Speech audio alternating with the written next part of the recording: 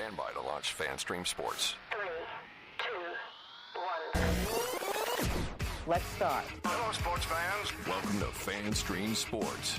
Nothing but pure sports. This is the JP Show. JP, it is so good to hear you back on the air. Stand by. Now, here's JP. All right, welcome into a Monday edition of the JP Peterson Show as we have a Super Bowl matchup that I'm guessing nobody saw coming. No. Two teams that were 60-1 to make it to the Super Bowl before the season started. 60-1, both of them. Largest odds of two Super Bowl matchups in, I think, going back to the 60s. Crazy stuff. And what does this mean for the Bucs? And how can we analyze what the Bucs are doing vis-a-vis who's in the Super Bowl? We shall dive into that here in moments. Good morning to you, Nick Geddes from On3 Sports. How are you, my friend? I am doing good. Wonderful sports weekend. The last Sunday of us watching multiple football games. Very sad. Very sad. Even though the first game was generous to call that a entertaining spectacle or anything like that, but you get my point. But the Super Bowl is set, and 10 years ago these teams faced off, and you would have said at the beginning of that season, yeah, that seems like a Super Bowl that everybody would imagine would happen. But to your point, nope. I would love to meet anybody who cashed a ticket of Seahawks-Patriots Super Bowl 60. I'd love to see that. No chance. Absolutely no chance. Absolutely no chance. But it's going to be an interesting Super Bowl, an interesting lead up to it. We're going to see that interception on the goal line by Seattle. Russ Wilson throwing that about a gazillion times in the next couple of weeks, but that's fine. It's an interesting subplot. And Brady will be there at the Super Bowl. They're not doing the Super Bowl, right? He's not doing it. I think he just said he'll be there watching it in his hometown. Yeah, I don't think they're doing it. It's so odd. They like teed him up during the game yesterday. Burkhart did about the Patriots earlier today going to the Super Bowl. And Tom's in that weird position where he's a team owner, he's a broadcaster, can't be like a cheerleader in that setting. And so he kind of had the most like odd way of congratulating the Patriots, I guess, of going there and then saying, "Oh, I'll be there," in my home state. It was like, these are a lot of my old teammates. I play with Vrabel. I'll be there in my hometown watching it. It's on the side. Yeah, it's going to be an interesting, fun experience. But but he'll be part. He'll be part of the lead up to the whole thing. No, you can't forget him going bananas on the sideline when who's it? Butler, Darius Butler, who had the interception. No, that's how we forget Malcolm Butler. Malcolm Butler. Yeah, Malcolm Butler. I knew the Butler did it. So anyway, that's the lead up to it. So we'll look at this vis-a-vis what's going on with the Bucs. By the way, they also lost an offensive line coach, Kevin Pacucci, to the Jacksonville Jaguars this weekend. A guy that was very instrumental in turning around the Bucs run game from worst to fourth in the league. Kevin Carberry is still the offensive line coach, but they lose a valuable member of the coaching staff to Jacksonville. So, and I guess they elevated him to run game coordinator, so that wasn't quite a lateral move. So they were able to do it, but clearly it's a guy that he wanted and he got. And it's not, I saw people on social media saying, big deal, Carberry. And I get that, but it's a loss. That's not a guy you wanted to lose. That was not a guy you wanted to lose. And Jacksonville came and pilfered them. And that's where the Bucs are right now. They're not in a growth mode, in my estimation. They're in a stuck in the mud, mid, picking fifth, 500. That's what they've been now for 4 years. And luckily they're in a division where they can be the tallest midget at times, but and has gotten them into the playoffs. But as far as where this team is, it's every bit of mid where you don't want to be. You either want to be picking at the top of the draft and rebuilding and have a new coach and new hope. And that, not that always works out. It doesn't, but it gives you a shot. It gives you a shot to get better. And when you're picking, in 15 to 25, it's tough to stay competitive. It's very, very difficult to do so because it's hard to get those game changers. You can do it, but you got to be really, really good at it. And I think Jason Light is drafted well, not spectacularly well, but drafted well enough. They always tout that they have most starters on their draft class, which is good if you're winning games. If not, you're just drafting a bunch of mediocre players and making them starters. That's what it kind of looks like now. So to me, watching these games yesterday, and I watch all of these games with an eye on the Buccaneers and what they're doing. I will say one interesting thing is you've got defensive coaches that are winning. That's one thing, that are in the Super Bowl. A couple of defensive coaches. We're all looking for the next greatest, hot offensive coordinator, but we got two defensive coaches that are in this. Now you got Sean Payton and McVay, who lost and could have easily, both of those could have easily, won. So you don't want to make a huge deal about this, but it can work any way you want it to. You just have to have a leader of men. You have to have a leader of men who creates an atmosphere of playing for something bigger. And I think for a while the Bucs had that. I think they lost it at the end of the year. I think it looked like they fractured as a team. You could see it on the sidelines. You could see it in the production on the field, or the lack of production on the field. Losing 7 of 8, it fractured. There's no question about it. And I do believe the head coach is a huge part of the problem. I think a lot of the players lost confidence in him, and I think the postseason interviews back that up tremendously. And I think if you're going to win in this league, you've got to remain innovative. You have to make bold choices, because if you don't, other teams will. And sticking with a coach that is the absolute definition of 500 is not what I would say is a bold move or a calculated, gamble on getting better. Doesn't always have to be bold moves, but I think you need to move things forward. And the Bucs are the absolute antithesis of that right now. They seem to be stuck in mid and moving backwards at times. When you're losing good coaches, they're going to lose good players. Players don't want to be here. Last year was all about, hey, everybody wants to be here. Everybody wants to sign back. Now Rashad White, Jamel Dean can't get out of here fast enough. And then, then maybe that's on them. And I see a lot of people, talking about Rashad White. Oh, you're just another dude. We don't care. If you got to leave, you got to leave. Yeah, and I get that. He's not a spectacular player, but I think he's a really, really good piece. I think he's a really, really good piece that you would want on your team. And if he doesn't want to come back, that to me, that's another sign that things aren't going well in your building. But, Nick, I think you have a nice little breakdown of some of the choices that these teams have made that are illustrating my point, and will certainly spotlight yours. So go ahead. Yeah, I've been really fascinated by these two teams, Seahawks and Patriots, how they built this, how they got here, seemingly overnight, especially in the Patriots case. And I'll start with New England because you have the incredible run, Bill Belichick, and Robert Kraft. They basically decides, it's time after 23. Let's pull the plug. Whatever it was in his contract or whatever, that he was going to be the successor. Gerard Mayo is the head coach. Terrible year last year. Roster wasn't any good. Rookie quarterback. You're following Belichick. All those things. And nobody would have blamed Robert Kraft that he said, well, I need to give Gerard some time. This has been the plan for a while. Let's give it time. Nope. Bob Kraft is in the interest of winning Super Bowls, and that's it. He ain't in the interest of anything else. Obviously, he's older too, so he wants to always be in that compete, win now mode. And so it wasn't working. He didn't envision it working, and he pulled the plug off after 1 year. And I'm sure a lot of people thought, man, that's probably unfair to Gerard Mayo, and maybe it was, but he took some heat from it. We're not in the fair business. We're not in that business. And they go get Mike Vrabel, who shouldn't have been on the coaching market to begin with. That's a whole nother story with what Tennessee does and, terribly run organization they are.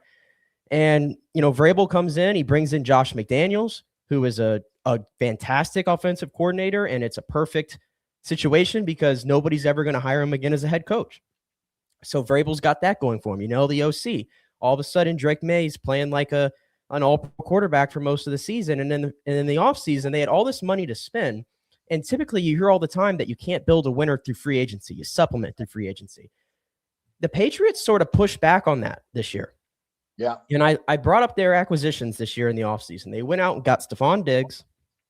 That was another move where people thought, and even myself included, like, oh, wow, you're giving Stephon Diggs $20 million a year. He ain't the same player, injuries, all those stuff.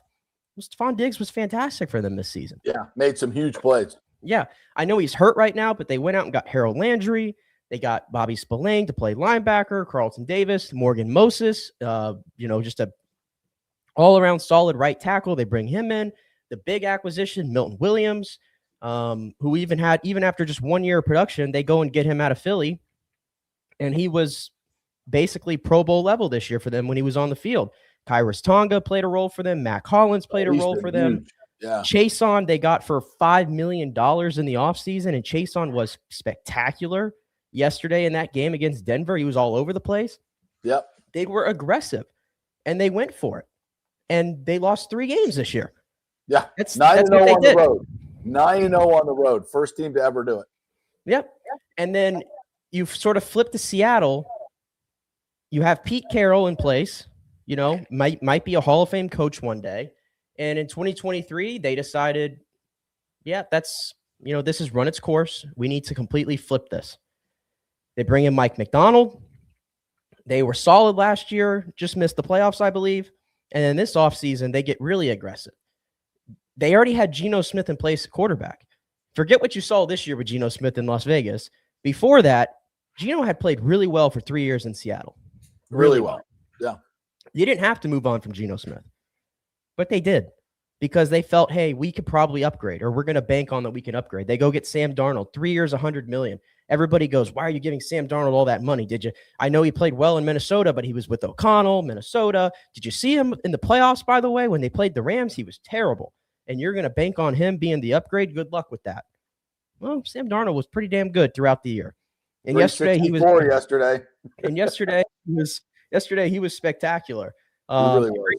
They bring in Clint Kubiak as well. The marriage there between him and Darnold and the rest of the offense worked. JSN obviously popped off this year. That was a big reason for their success. But point is, they also in the free agency, they brought in DeMarcus Lawrence from Dallas. They brought in Ernest Jones, or they re-signed Ernest Jones rather at linebacker, gave him really good money. Jerron Reed, all these moves they made too to get better, and they absolutely nailed it. And they made aggressive moves that were maybe unpopular or people were questioning at the time. And here they are playing each other in the Super Bowl. Yep. And it's like it makes you question things about other teams. Like, you got to get aggressive. You got to make some unpopular moves sometimes. And I did watch it with the eye of like, okay, what are the Bucs doing? Right. That's similar to you. I watched these two teams play, and I'm just like, okay, look at what they're doing and look at what the Bucs are doing. The Bucs feel like they're just sort of like, they're just going around in circles, Yeah. Not exactly trending upward. And now they just seem like they're sort of flat leveling out. And I think the league is sort of showing you that you can't do it that way anymore. Cannot do it that way anymore. These two teams are a pretty good example of that. That is a great rundown. And I tell you what, Nick, I love, and let's just start with coaching. Coaching effing matters. Game management matters. And you watch, Sean Payton, in knowing full well a snowstorm is coming, goes for it on 4th and 1. His team was not prepared to snap that ball. The offensive line, go look at that play. The offensive lineman had no idea what was going on. And even going for it in 4th and 1 in that situation was ridiculous. With a guy who hasn't played quarterback in 2 years, you've got an automatic 3 points to go up 2 scores at home in this game, and you give all the momentum to the Patriots by going for it there and not making it. And I don't, again, if I have Bo Nix and I'm buttoned up on all these key plays, then yeah. But I think you have to have that was a little bit of hubris, I think, on the part of Sean Payton. All week he said, how great Stidham was going to play. And I thought when the weather was fine, he played okay. Wasn't great, but played, I thought, okay, they can get this done. But at the moment that they eschewed those 3 points, I thought that was a huge, huge fall. So coaching matters. Managing games matter, obviously huge. But, I was watching a vignette before the game, and it was how Mike Vrabel attacked this season. It was like the 4 H's, history, I forget all of them, but it basically was trying to get his group to play for something bigger than a paycheck. Okay? Creating a culture where and I thought the Bucs really kind of had this at the beginning of the season. Everybody rowing in the same direction, great chemistry on the team, family. They kept talking about family. And those are that. And then when you have a culture like that, you're creating something where you're playing for something bigger than yourself. And that is a huge, huge Indiana is a great, great, perfect example of that. When the collective together is so much better than the sum of its parts. And that's exactly what I see in the Patriots and Seattle to some degree as well. Both of these organizations are playing for something bigger. They've created that culture within, especially the Patriots. And, I'll go back to this after the Bucs game when they lost to the Patriots. I was standing outside the Patriots locker room as Mike Vrabel welcomed every player in. He stands right outside the locker room. He looks his guys in the eye. He shakes their hand. He says something to them, every single guy. And it was just, it's hard to really explain what that means, but you could feel a vibe of a team that was doing something special and it was doing something together. And you watch the way they played. They don't make mistakes. They're all bought in. And it was, and especially on that particular day where Travion Henderson breaks 2 runs, the Bucs were right in that game. But you just felt like the Patriots were not going to lose that game, and the Bucs were going to make a critical mistake, and that's what happened. So, yeah, when you watch these games, and I always watch them with an eye on the Buccaneers, I see 2 teams that are super buttoned up, and 4 teams really, that are buttoned up in a lot of different ways, don't make a whole lot of mistakes. You could see where the Rams defense has gone south, look very much like the Buccaneers, and you knew that would be their downfall, and it was. So you just see some things that you can take and say the Bucs are really not using the formula that these other teams are using to get to the Super Bowl and to win. And you saw it when Bruce was here. Did that feel like a conservative approach? No, it was not. They were all in. Here comes Brady. Let's go get Gronk. We're going to spend all this money. We're on the field. We're going to go for it. Everything was just all gas, no freaking brakes, right? That's just what it was. That's what it feels like what you just said what the Patriots did in the offseason. All gas, no brakes, right? And the Bucs, do they feel like all gas, no brakes? No, they always feel like they're a move or two shy. It feels like they're dragging an anchor, of breaking into like that upper echelon. It always feels like they're a move or two behind. It just feels like they're just dragging an anchor, doesn't it? Like they're just like, should we make a change here? Should we make no, we're good. Do we need to fire the special teams coach Mitzi? No, let's just kick it in the end zone. Don't worry about it. Should we practice on Christmas? No, it's Christmas. Everybody go home. Should we practice it all during the bye week? No, take a week off. That's what it is. Should we practice in general? Should we do practices? No, we don't have enough players to practice. That's what it feels like. It doesn't feel like, no, we're getting back to work. Let's go. We got to get in the building. We got to get better. Let's go. We got to make changes here. We got to make that special teams is awful. Let's make a change. Let's go in a different direction. No, it's none of that. Yeah. In the game, there's a lack of urgency. There's a lack of urgency just in general across the board right now from the organization.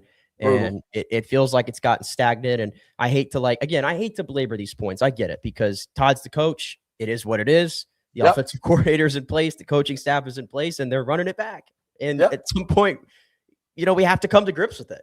We do. But I could still analyze, and I think I could still, criticize these moves and until I'm proven wrong. And believe me, I think me and you, we both would love to be proven wrong. I'd love to see this thing have some magical turnaround this year, but I'm also not going to just blindly, wave my pom-poms in the air and act like everything's okay when what happened this year told me that it's clearly not. Yeah. I'm just not going to do that. You brought up a point earlier too about, these are 2 coaches. These aren't offensive coaches, Vrabel and McDonald, and they're getting it done. I think in McDonald's case, it's kind of how the thing I've used against Bowles. If you're going to be a defensive head coach, well, I need your defense to be one of the best units in football. Right. That's my standard. It's kind of how I feel about D'Amico Ryans. It's how I feel about, obviously Mike McDonald. And those two were the best defenses in football this year. And Seattle's case, everybody they play except for Los Angeles, because those games have been a shootout, every single one of them this year. They've been in an elite shutdown defense. And McDonald deserves credit with that. And he had a very capable OC that to go with it that helps. And then Vrabel, like I already mentioned, had the benefit of McDaniels, but Vrabel, to his credit, is so situationally sound in regards to managing the clock, when to call timeouts, when not to call timeouts, when to go for it. He is so situationally sound in those moments, and everything he does is from a motivator standpoint, building a team chemistry, camaraderie. Vrabel is like A+ in all of those things. So it helps put him over the top. But I don't know. The Bucs just feel like they just feel very far away, I guess, from what I watched this weekend. Yeah. These are the overall defensive rankings. Yeah, so Texans, Broncos, Vikings, Browns, Chargers, Seahawks, Bills, Patriots. So you've got the two in the top 8. You got the Seahawks and the Patriots and most of the other teams that were in the playoffs.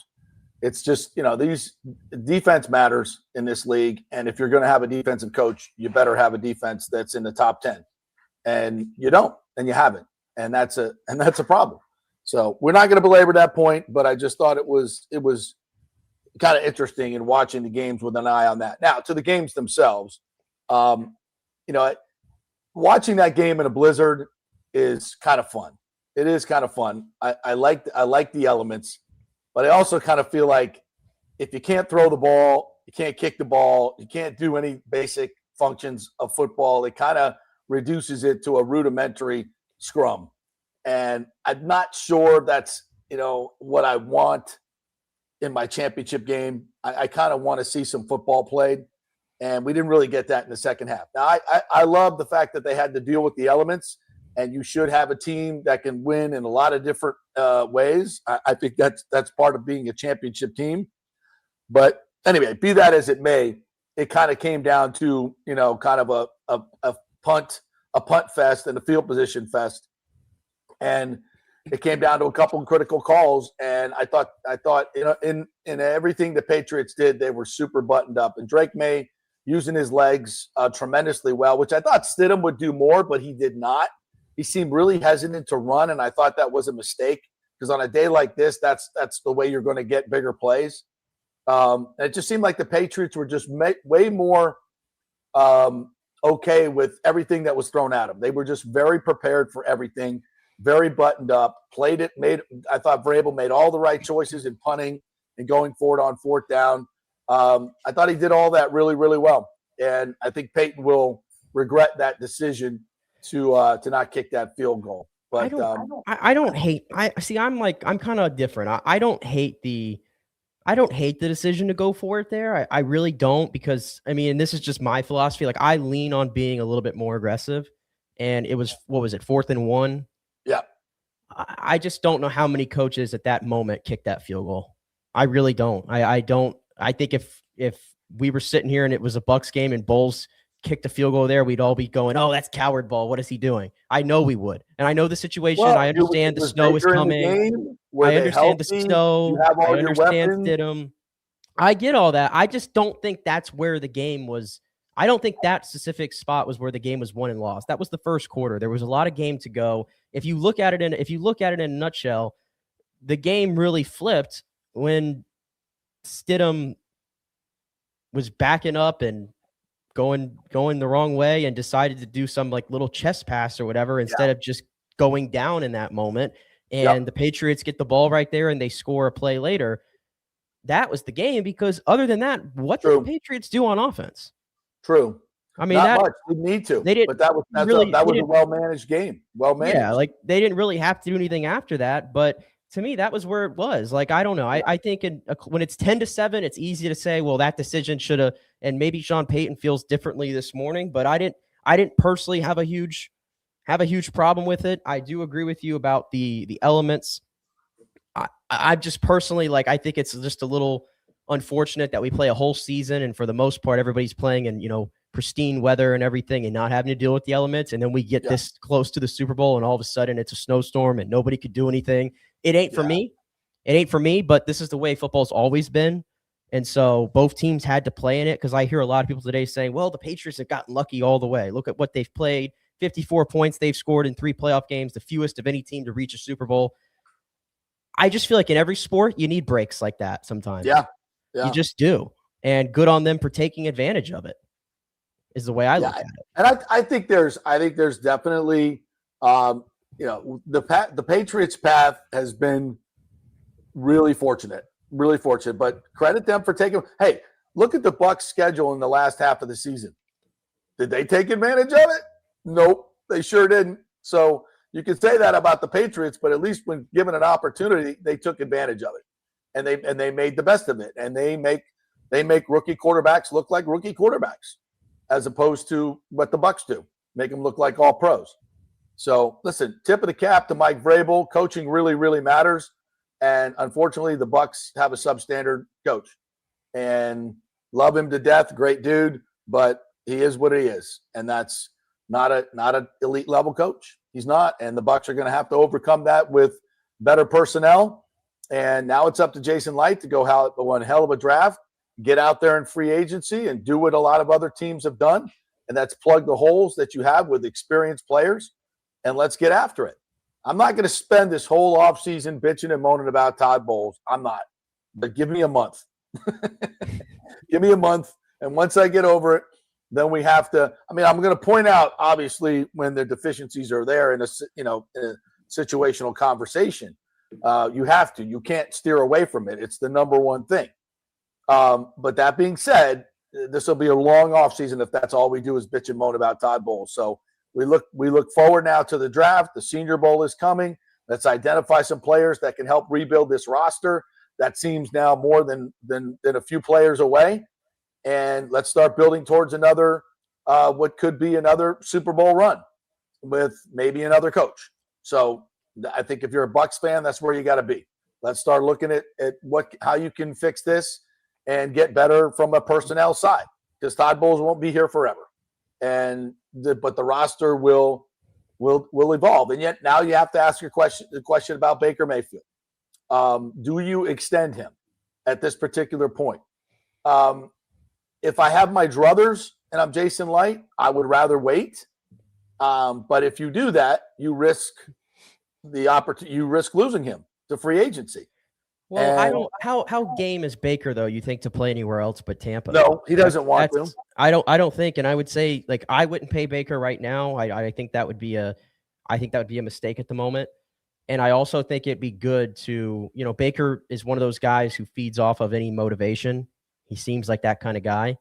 Yep. If he doesn't get that extension this offseason and he has to continue to work for it, I feel like you might get you may get a better version of Baker because of it. I kind of like making, I know he's not going necessarily into a contract year. He's got 2 more years, but I like the idea of guys going into it like that, where there's no security to an extent. Especially him.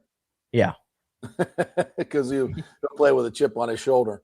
I'm going to get to a couple of comments here first, and then we'll hit the break. Good morning to you, JS813. What a weekend. I'm going to sit back and enjoy the show with some popcorn. Yeah, stay warm. Stay warm, my friend. Boy, this weather out there. Prayers to all the folks up north. My son's in Chicago. I know it's super cold up there, but I don't worry about him as much because they know how to handle it in Chicago. My daughter's in Nashville, where all the ice is, and I'm really concerned about her. And I've been chatting with her, but they still have their power as of right now. They have a fireplace they can huddle around. They're good, so stay inside. But man, I'm out here hitting golf balls yesterday in 80-degree weather. I'm hearing people like all the people I work with live in like the Northeast area or like the Virginias, Carolinas, and they're talking about like sleet. I got to be honest with you. If you ask me the definition of sleet, I couldn't even give it to you. I really don't even know what it is. I can't relate. No, it's not.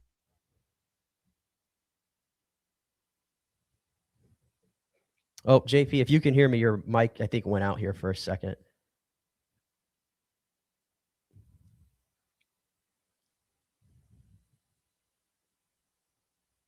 See if we can fix that there.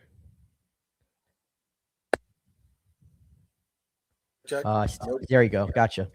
Got me? Check. All right. Here we go. Sorry. Clip is still there. Yeah, let's get to some of the comments. And Nathan says it. Defense wins championship. JS813 says the Glaciers are endorsing mediocrity at this point. Yeah, it kind of feels like that. And I don't mean to be mean to the organization, but it kind of feels like that. Tampa guy 6370 says, I think you go for it early. I have no problem with the 4th and 1 there. Okay. Yeah.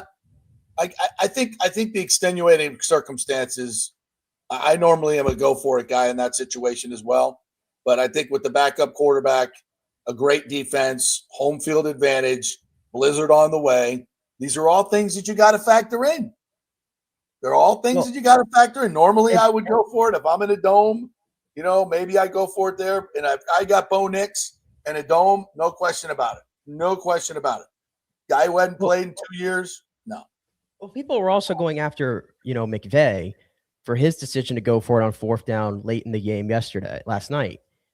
And I don't find why McVay is getting criticism there, because if he knows his defense is basically just not even in the game yesterday, basically. They're just not even there. You're not betting on, you don't know if you're going to get the ball back there if you don't go for the score there. Like, you kick a field goal, cool, but do you really think you can't bet on getting the ball back there because he knows his personnel in that moment? Right. Matt Doria says, my microphone. Seeing the Pats in the Super Bowl makes me even more upset they kept Bowles. It's clear coaching matters. Vrabel took a 4-13 team and turned it around in 1 year. Love my Bucks, but open your eyes, Glazers, please. I didn't say that. I said I wasn't going to talk about Bowles, but you guys hit free reign. Andre All Day says, let's see if I can get this one up. The Bucks were all brakes and no gas this year. Yep, agreed. He also says Seahawks by 7 over the Patriots. Who you got early, Nick? I would lean towards Seattle. I think all year they've been the most well-rounded team in football, and I agree. It just feels right that they're there. Nathan says, Nick, I have a hard time with you saying anything about the Bucks on some days. I have yet to hear you say that you are actually a Buccaneer fan or that you are actually invested in the Buccaneers. Oh, Nathan is calling you out. Also said, have I ever been to a Buccaneer game? Listen, Nathan, I am born and raised in Tampa. I am a very passionate Buccaneer fan.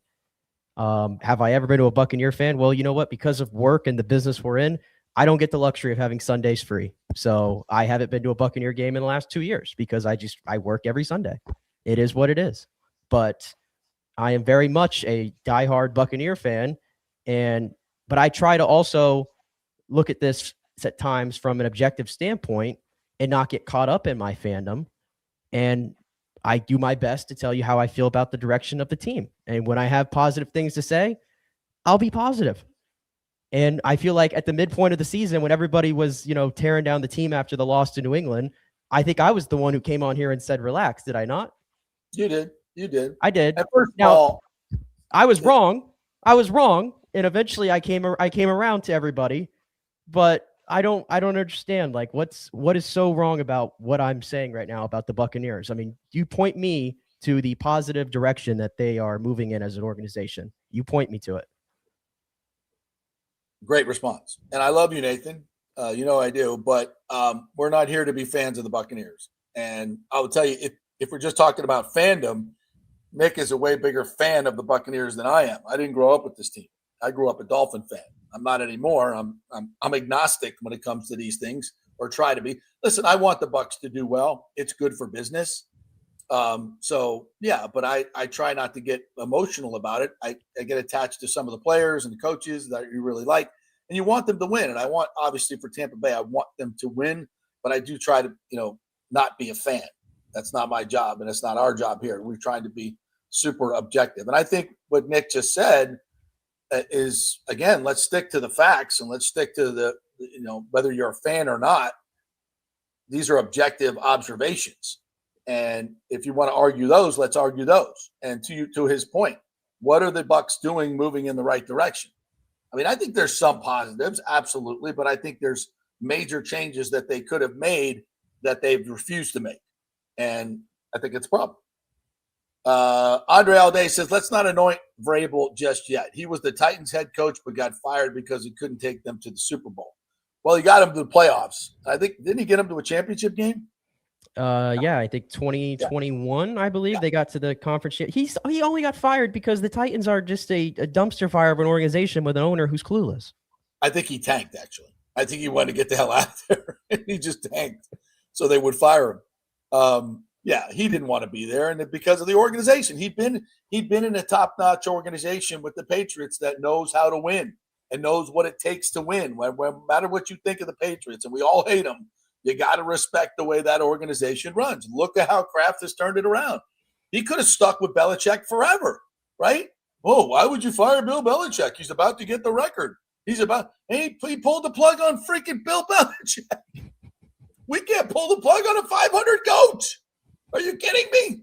He pulled the plug on Mayo after 1 year and took a lot of crap for it. He didn't care. It's about winning. It's a meritocracy. That's the kind of owner I want.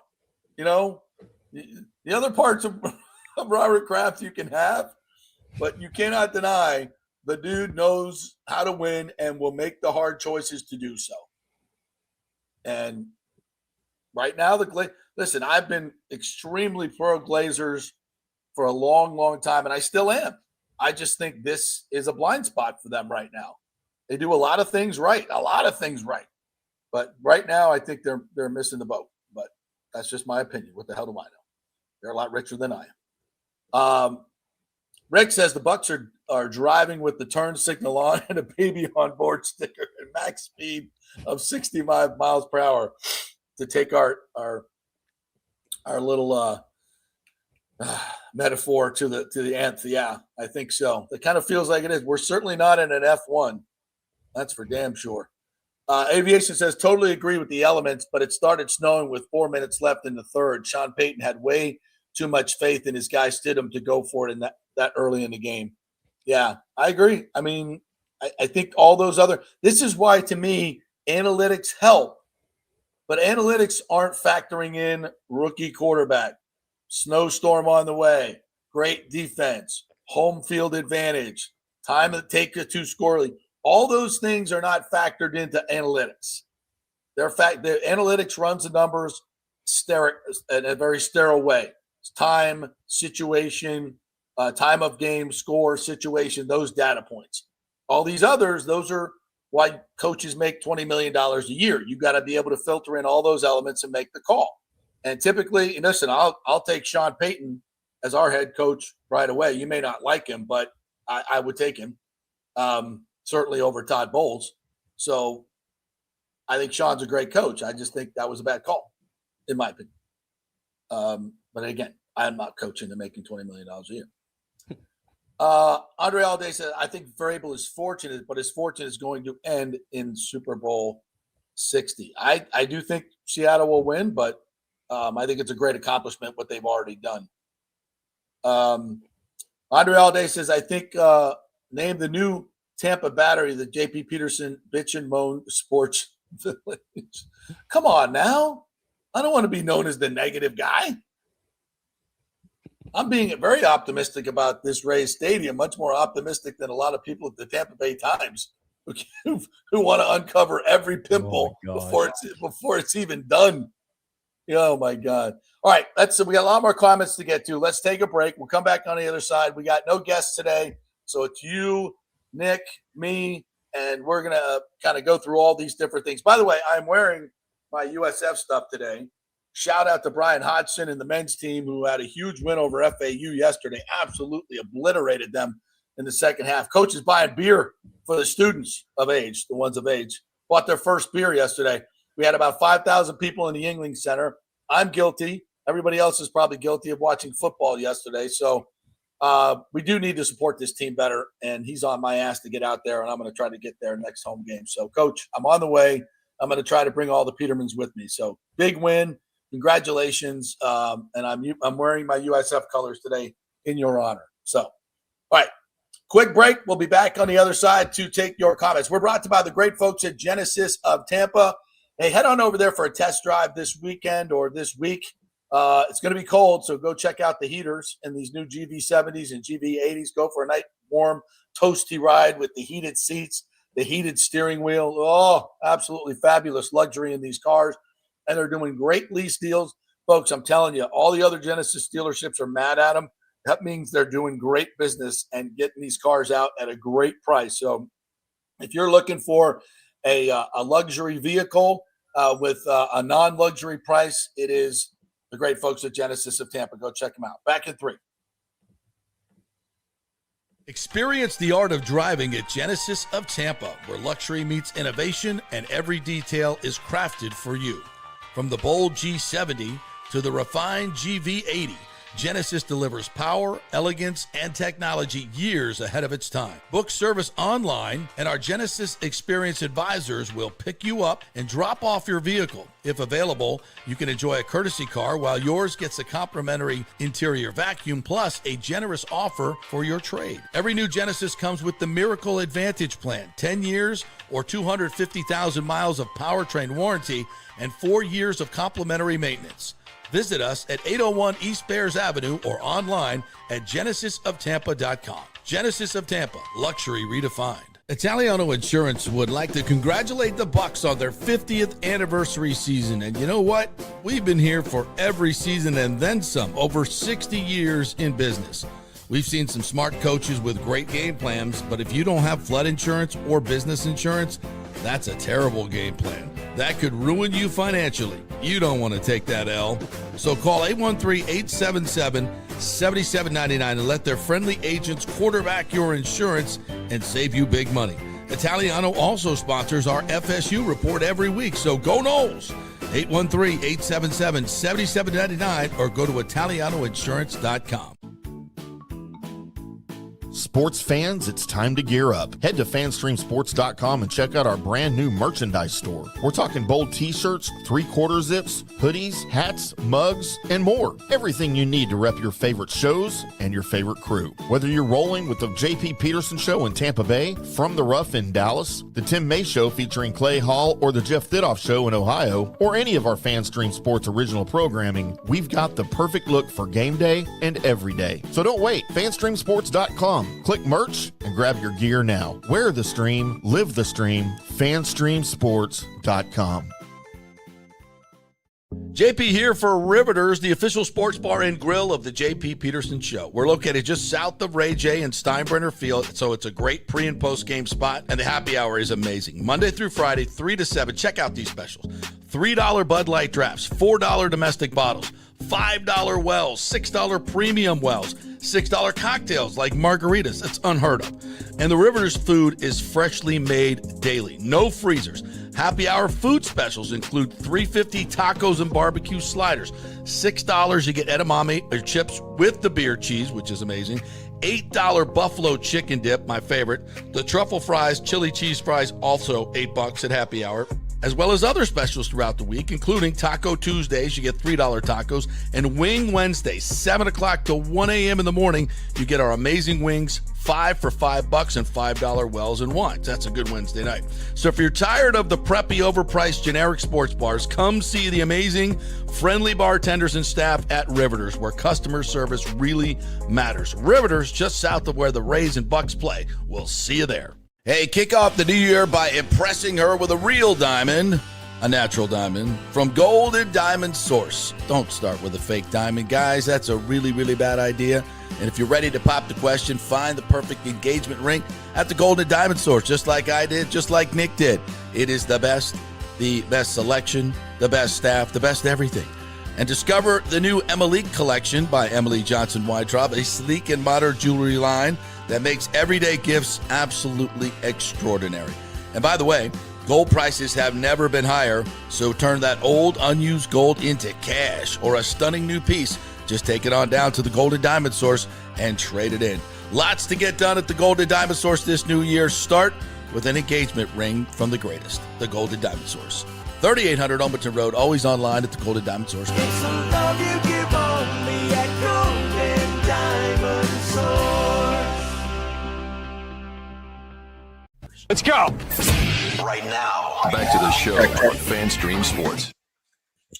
All right, welcome back to the JP Peterson Show here, brought to you by the great folks at Riveters, the official bar and grill of the JP Peterson Show. Another big weekend there. Big folks watching the Lightning game, losing to Columbus to break their point streak, but that's okay. That's okay. We got another one starting tonight against the Mammoth at home. But lots of Lightning fans over there. Championship game yesterday was packed, and that's because it's the best place to watch sports in all of Tampa. Great food. Everything is fresh. Tremendous, and I mean tremendous staff there. Great folks that know how to make you have a good time at a sports bar. They're not going to ignore you when you need a beer and like some of these other preppy sports bars. They are there to make it a great time, and they certainly do. So head on over to Riveters. They are well-trained in handling sporting events. Sometimes, Nick, when you walk into some sports bar, you got to tell them to put on the Rays game or the Lightning game. They're a sports bar, right? Yeah. Or the prices are ridiculous, and it's not like that at Riveters. When you go to watch a game there, they got the audio of the game that everybody's watching on full. It's about the games, and it's about serving you, and it's about great food and great fun. So that's what Riveters is all about. I don't know why we've morphed into something other than that. If that's what you like, that's cool. But I'm a Riveters guy. That's my spot. So head on over there and tell them JP saying. All right. Let's go back to the comments, shall we? And by the way, we are going to get to the Rays Stadium debate or whatever. We had a couple of articles written this weekend that a lot of stuff going on Twitter. So we're going to get into that in our second hour here. All right. John Hill, always adding something wonderful to the show. Sam Darnold's grandfather was the Marlboro Man and played volleyball in the U.S. Olympic Games 1964 in Tokyo. I did not know that. I did not know that. I mean, I was just talking about the Marlboro Man the other day when I was watching. You see all these freaking commercials. When's the last time you saw a masculine dude, a Marlboro Man in a commercial? Did you see the commercial yesterday that aired during the games that everybody was talking about? Which one? Was there a masculine man in it? Oh no, I think it was the 500-pound man who was talking about how, I think it was something about it's a mental thing of why he's so big, and it was bizarre. It was really, really bizarre. I think I did see that. Yeah. I don't know. People were talking about it, and I was like, I even saw the commercial, and when it ended, I was like, who decided to run that one? I don't know. It's I'm so caught in this modern age. I want to be compassionate about people in those situations, right? I really, really do. And I think there are people that have mental health issues that, as part of the reason they're big. I get it. I totally get it. And I don't, and can I speak positively about being a masculine man, Marlboro Man, without it being interpreted as, oh, so you don't like us? No, that's not what I'm saying. What I'm saying is when this country was great and doing incredible things like the Greatest Generation, we had, what many would call toxic masculinity. And there's obviously nobody's here that, to see a father beating his children and beating his wife. That ain't what we're supporting here. We're talking about fathers that stand for principles and are masculine, and men who are masculine, and that has been trampled on. Why can't we celebrate that without being called a bigot or a racist or whatever? The Marlboro Man. I'd like to see some commercials and some TV shows. This is why Landman and some of these other Taylor Sheridan shows are so wonderfully received because they're one of the few shows that actually depicts modern, strong, male American characters. And that's gone by the wayside. People want to see that. And by the way, in all of his shows, there's also very, very strong women, very strong women, and strong women that people love. Beth Dutton. I mean, yeah. So I think people want to see more of the Marlboro Man, Sam Darnold. And you know what? I'm here for it. Absolutely, 100%. I was going to add, though, since we were on the fun fact train about Sam Darnold, I saw this one this morning. He's the first quarterback to come out of USC to play in a Super Bowl? Really? Yeah. Think of all the quarterbacks that have come through USC. One of the most historic. It's Sam Darnold's the first one that's going to play quarterback in a Super Bowl. Interesting. And I tell you what, like the quarterback, we always talk, the quarterback gets too much praise when you win, too much negativity when you lose, blah, blah, blah. Sam Darnold ain't the only reason why the Seattle's here, obviously. But I enjoy giving him his flowers today because I think everybody loves a good redemption story. And I know, he got drafted, number 2 overall, goes to the Jets. He was just terrible there. The Jets were terrible. He was Carolina. He was terrible there. And he sort of has been just working his way back up. He spent a year with Kyle Shanahan in San Francisco. He goes to Minnesota and he gets passed over for JJ McCarthy. JJ McCarthy, who is, there ain't nothing there. There's just nothing there in Minnesota, who just have to be kicking themselves today. And when that decision was made. But this guy's lost 6 games in the last. I know it's not all him, but he's quarterbacked teams that have lost 6 football games over the last 2 years. 6. Well, he's the first quarterback to win 14 games back to back at 2 different teams because no organization is stupid enough to let a quarterback get away that just won you 14 games, except the Vikings. I did not understand that at the time. When they made that decision, I was like, wow, that was really easy for them. Is JJ McCarthy really shown you that much? I know you invested in him, but you could probably trade him and get something. If I got a quarterback, especially when Baker was doing, to me, this is the time of the reclamation quarterback, is it not? Yeah, probably could have. That was the whole conversation last offseason where you could have kept Darnold, and given him a similar deal to what he got in Seattle, probably. And then you could have, in a quarterback class last year that was pretty weak, just like this year's quarterback class is pretty weak. You could have probably traded him. He didn't have any tape on him, obviously, because he was injured. So, in most people's minds, he was still that first-round quarterback that just had gotten drafted, right? You probably could have recouped, maybe not all of it, but a pretty good chunk of the value that you paid to get him. 100%. And just letting him go like that, I thought was, maybe Kevin O'Connell was, a little bit of hubris there. I can make JJ McCarthy into something great, and maybe he will. And these franchises, if they can find a guy who can do the same thing, hopefully, and they believe in the coach and everything, and they can get it for $30 million cheaper. That's what they're going to do. But it ain't always the best route. There's an advantage to that. But you weren't going to pay Darnold, $60 million. The $60 million contracts are the ones I think that keep your team from being competitive. I think it's just way too much to pay one player. Now, $30 million, I think you can do. I think $30, $35 million with the cap going up. If you have a good quarterback, you can do that.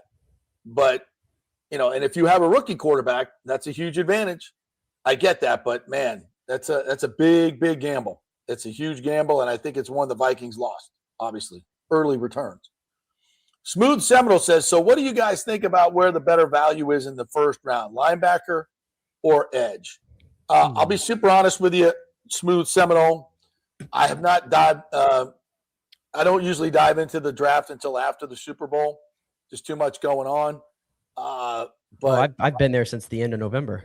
Okay, so I was going to turn it over to Nick. So the floor is yours, my friend.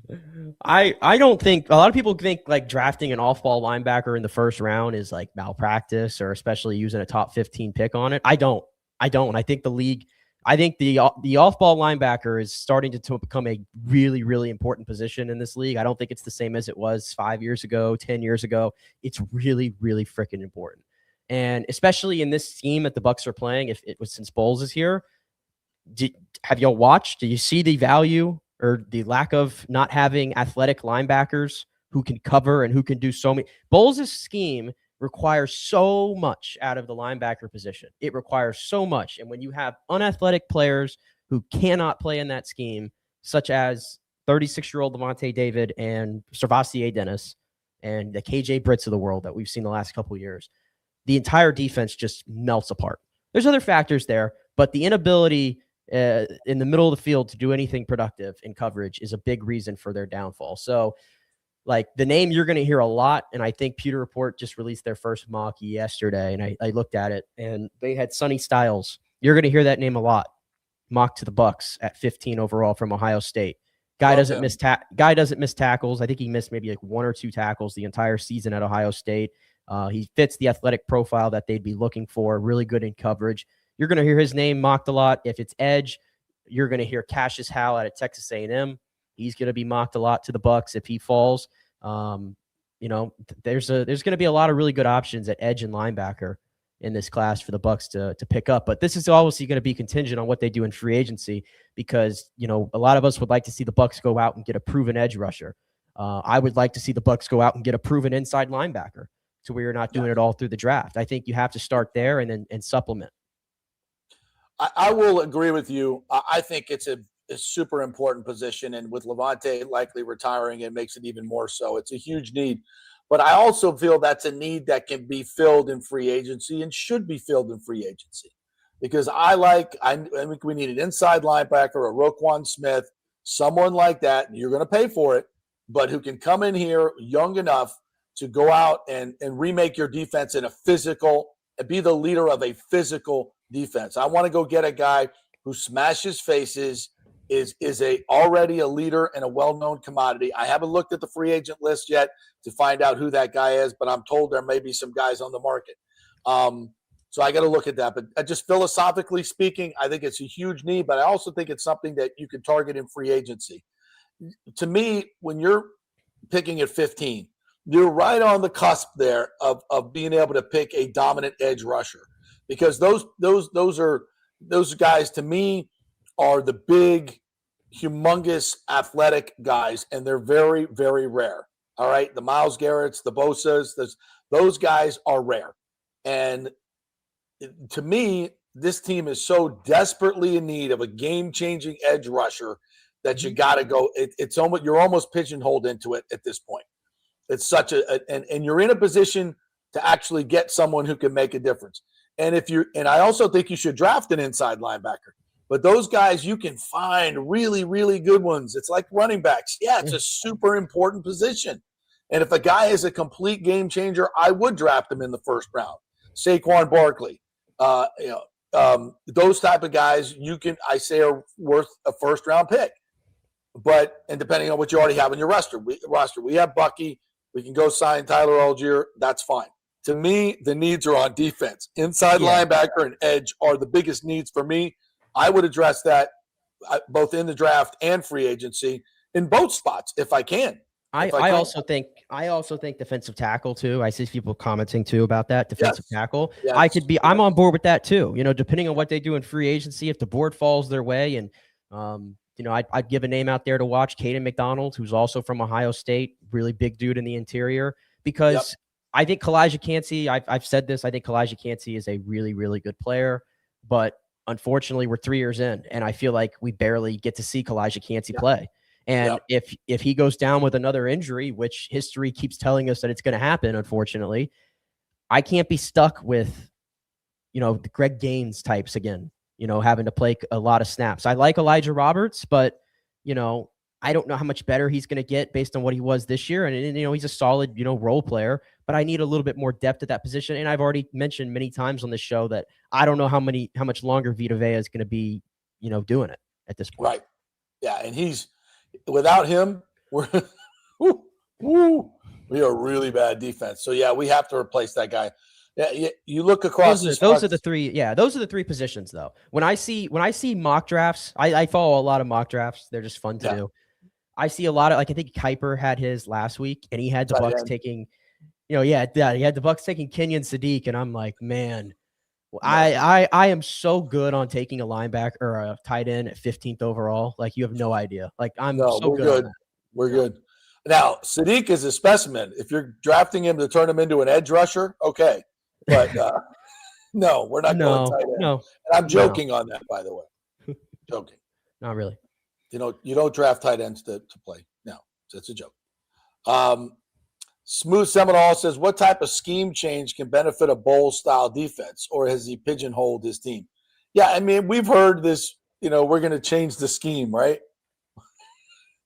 Again, if you're going to change the scheme, change the coach. What the scheme what are ain't we changing. doing?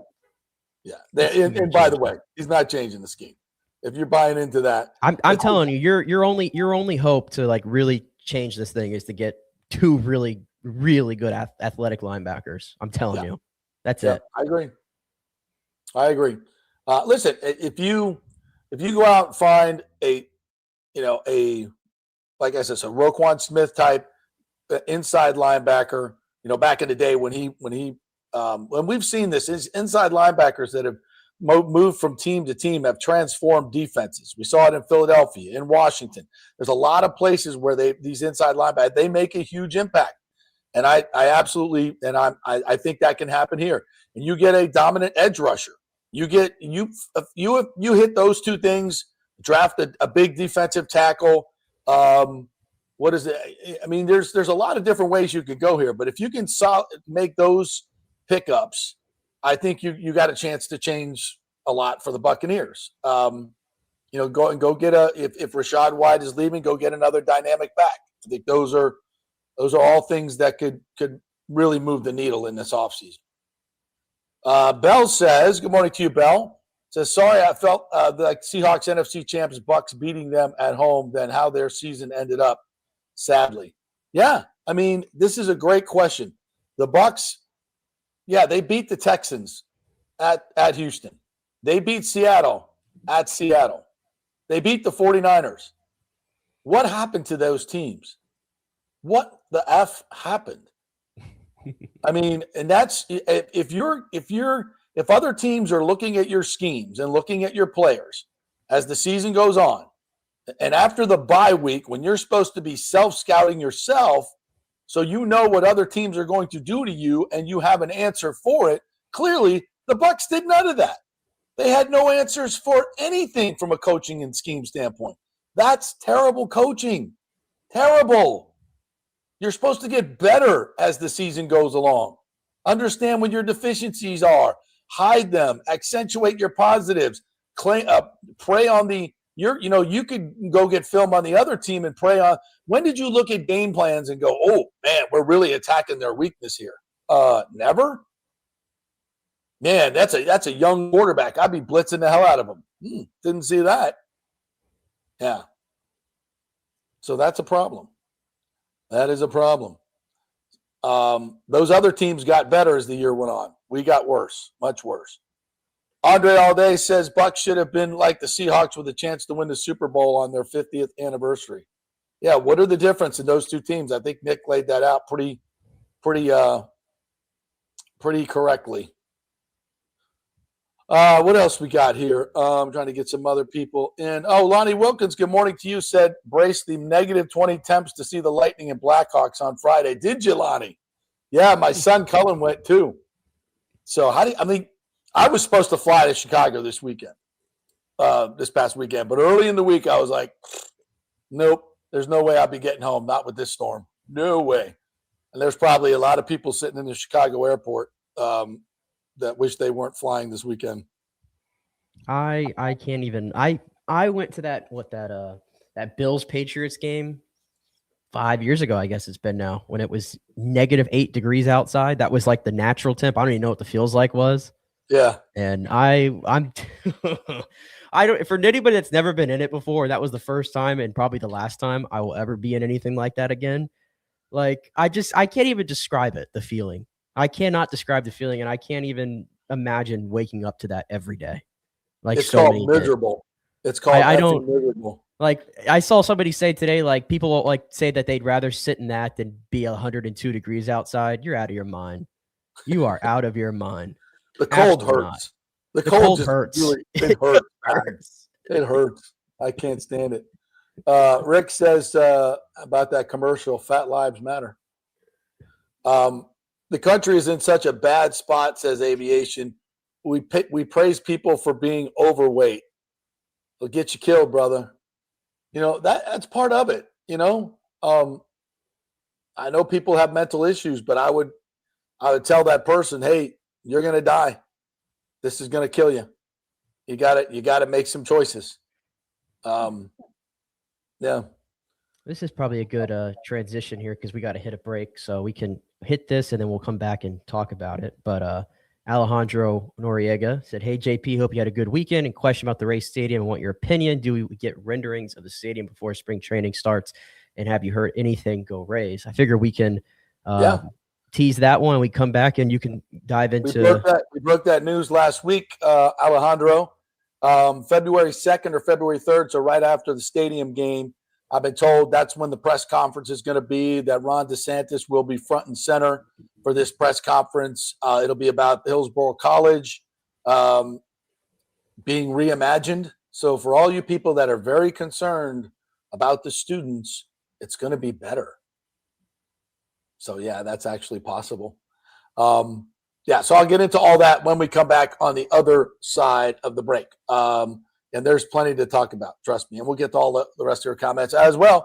We are brought to you by the great folks at the Gold and Diamond Source. It's always a good time to get that engagement ring at the Gold and Diamond Source. If you got that feeling, I did it, Nick did it, you should do it. If you're going to buy a ring, you got to go to the Gold and Diamond Source. And you want a natural diamond, folks. You want a natural diamond. You don't want a fake. Don't start your relationship with a fake diamond. It's a very bad idea. So you got to know what you're getting, the cut, the clarity, the color, all that. And make sure it is what they say it is, because these lab diamonds, they can trick you. They can trick you. So you go to some place, they'll make you pay triple what you should be paying. That's not going to happen at the Gold and Diamond Source. They've been in business for 40 years. They don't do business like that. So go check out the great selection, the great staff, the great everything at the Gold and Diamond Source. And don't forget, if you have any old gold laying around, bring it over to the Gold and Diamond Source. They'll pay you cash. Gold has never been higher, so it's a great time to bring in that old gold jewelry and get some good hard cash, or buy something new right there. They'll give you a great discount. It's all at the Gold and Diamond Source, 3800 Almerton Road, always online at thegoldendiamondsource.com. Back in 3. Well, the folks at Third Generation Plumbing and AC want to say thanks for making them so dadgum busy. Of course, advertising on your favorite Tampa Bay sports talk show helps, but it's their incredible customer service, honesty, and integrity that have earned them tons of 5-star reviews. And now you could be part of the team at Third Generation. Yes, they are so slammed, they need to hire more certified AC technicians and plumbers. It's a great family business to work for. My buddy John Rodriguez runs an old school family business since 1995. They pay well, give you all the holidays off, and they offer great benefits. No cold corporate atmosphere here. You're part of the family. If this sounds cool to you, call them and apply at 813-961-8024, or you can email your resume in at thirdgenerationplumbing.com. Just go to the website, you'll see the button, email them, or call them at 813-961-8024. And don't forget about the $169 yearly maintenance special. It's a no-brainer, guys. thirdgenerationplumbing.com, and they also do AC. Ciao, Paolo Tini here, owner of Caffè Paradiso, voted number 3 People's Choice Award on Open Table. I want to thank all our loyal family of customers that have been enjoying our great traditional Italian dishes we make from scratch every day. It's a great family story we're proud of. Our family moved from Rimini, Italy in 1984. My dad, Caesar, started Donatello, and that's where I got the start in the restaurant business. I started Caffè Paradiso on South McDill in 1995, and we've been there ever since. From our traditional ossobuco, a veal slow roast for 4 hours, to our daily fresh catch, the Gruppo Paradiso, with a piccata sauce and lobster claw meat, homemade pasta like lasagna, farfalle salsicce salsiccia, which is a bow tie pasta homemade with fresh sausage. Hold on a minute, JP's favorite. I love it. So come and have a glass of wine with me on South McDill. Get a reservation on Open Table and see all our 5-star reviews. Ciao, see you soon at Paradiso. Welcome to Kingmakers, home of the JP Peterson Show studio and Tampa's premier business networking and social club for members only. By day, it's an exclusive, vibrant co-working space with a stylish conference room, focus rooms, a full production studio, and an in-house marketing team. And by night, Kingmakers transforms into a sports-centric social hub with a full sports bar, golf simulator, and exclusive events. For young entrepreneurs and seasoned professionals, it's the perfect place to work hard, play hard, and make big moves in Midtown Tampa. Close the deal, celebrate the win. Only at Kingmakers. Become a member today at kingmakerstampa.com. Your business, your club. Hey, JP here for my concierge medical professional, Chris Lugo, PA. You've heard him on the show for a couple of years where he shares invaluable medical, nutritional, and supplement advice. With Chris, it's like having a medical provider as your best friend.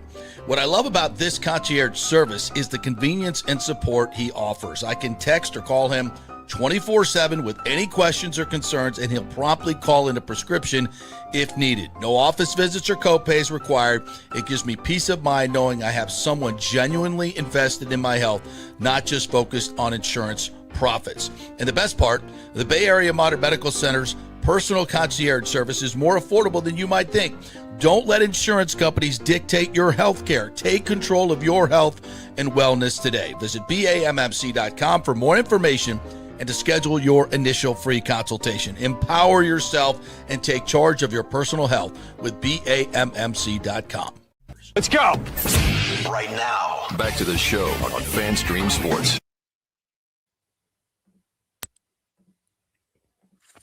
All right, welcome back to the JP Peterson Show. Let me get my mic back on here. We're charging in the off. Oh, there we go. Welcome back to the show. Appreciate you guys jumping in here. We're brought to you by the great folks at Italiano Insurance. Don't forget to do that Italiano Insurance checkup.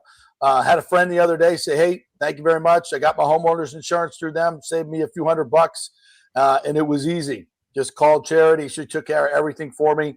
And that's how easy it is, folks. And it's a free call, 813-877-7799. They may not be able to save you money, but usually they can because they will check your rates against the dozens of companies they represent. And by the way, they don't deal with companies that don't pay out on insurance claims. We've had a huge problem with that in the Tampa Bay area over the past couple of years. So that's part of it. You got to know the companies you're dealing with, and they're not going to put you with a company that is not paying out. So it's Italiano Insurance, 813-877-7799. All right. Hey, one other quick note on the USF game yesterday. Coach Hodgson doing a great job there, by the way. What's their record now, Nick? They beat FAU. They are 13-7, so they're sitting right now in it looks like it's a 4-way tie for second place in the conference because you got 4 teams who are 5-2, and then FAU is 6-2 in the conference. All right, yeah. So they beat FAU, and I was at that FAU game a couple of years ago when Amir had them, on the roll, and it was absolutely packed. And somebody kind of did a tweet today comparing the two big games that were at home. I mean, that one was just, they had 5,000. So it was half full yesterday. It was a really good crowd. They were really into it, but it's just not quite where it was. And that was later on in the season too. That game against FAU was kind of the de facto championship game for the season. It wasn't during football season and all that. So you're not going to get a focus on USF basketball probably until that, maybe the way it should. We're trying to build it up a little bit, but I imagine Coach Hodgson's probably unhappy with the fact that the room is not filled for every game, and they keep doing what they're doing. Coach, you'll get there. It's this market's a little different than maybe some other places that you've been, where you play in front of packed houses every night. But obviously, for a long time, he was with Alabama and Nate Oates there, and in the SEC, it's just a different deal. He wants to bring that atmosphere to South Florida and the Yuengling Center, and he's doing a hell of a job. Like I said, he bought free beer for the students who showed up yesterday. Those who were of age, by the way, had to have your ID. So that was cool. He's doing his part.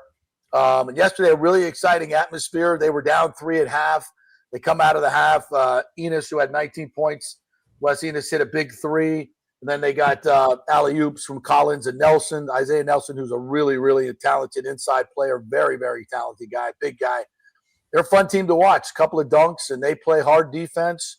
Pinion, a really, really good player, can shoot the 3, plays great defense. He was a plus 18, I think, yesterday in the game. So it's a fun atmosphere. It's a really, really good basketball team, and they got a good chance to win the American this year in his first year. So let's get out and support the boys for sure. Speaking of the basketball, did I see you were at an Orlando Magic game too? I did, yeah.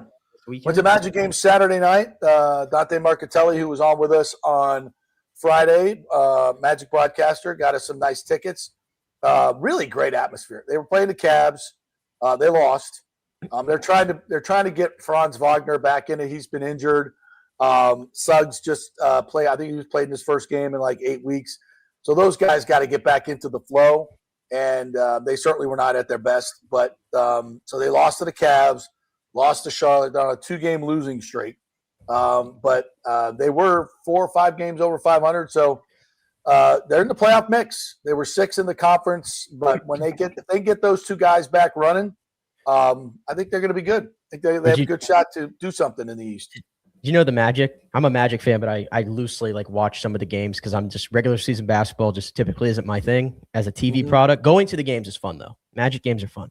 But really good. Did you know that Paolo, Franz, and Suggs, they've only played in 17 of the Magic's 126 regular season games over the last 2 years? Yeah, 17. They've played 13.5% of the time together. And in that time, they're like outscoring. I think they outscored opponents by like 50 points. Like they shoot like 40% from 3 and like 55% from the field. Like they're like, when they have all those 3 guys together, legitimately can like play with anybody in the league, but they're never together.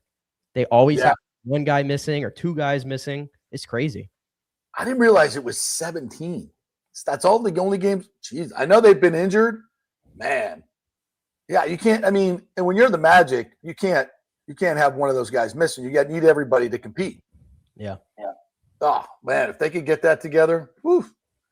Yeah. And by the way, somebody tweeted, "I love Hodgson, but man, I miss Coach Amir and his charisma every day."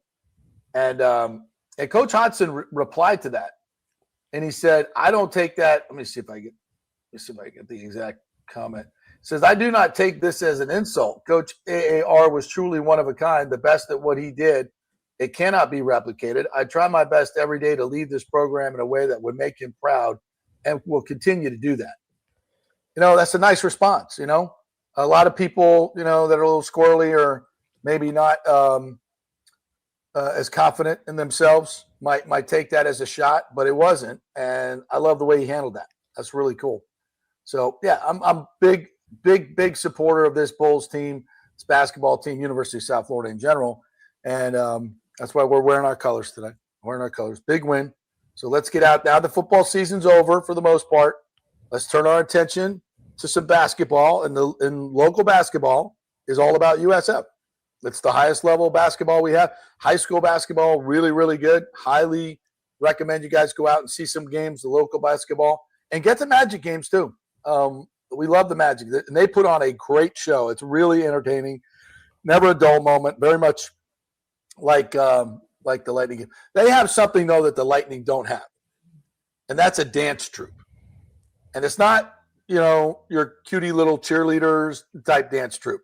This is like real people, like real dancers, and they are freaking good. They are super entertaining, and they're out front when you come into the game.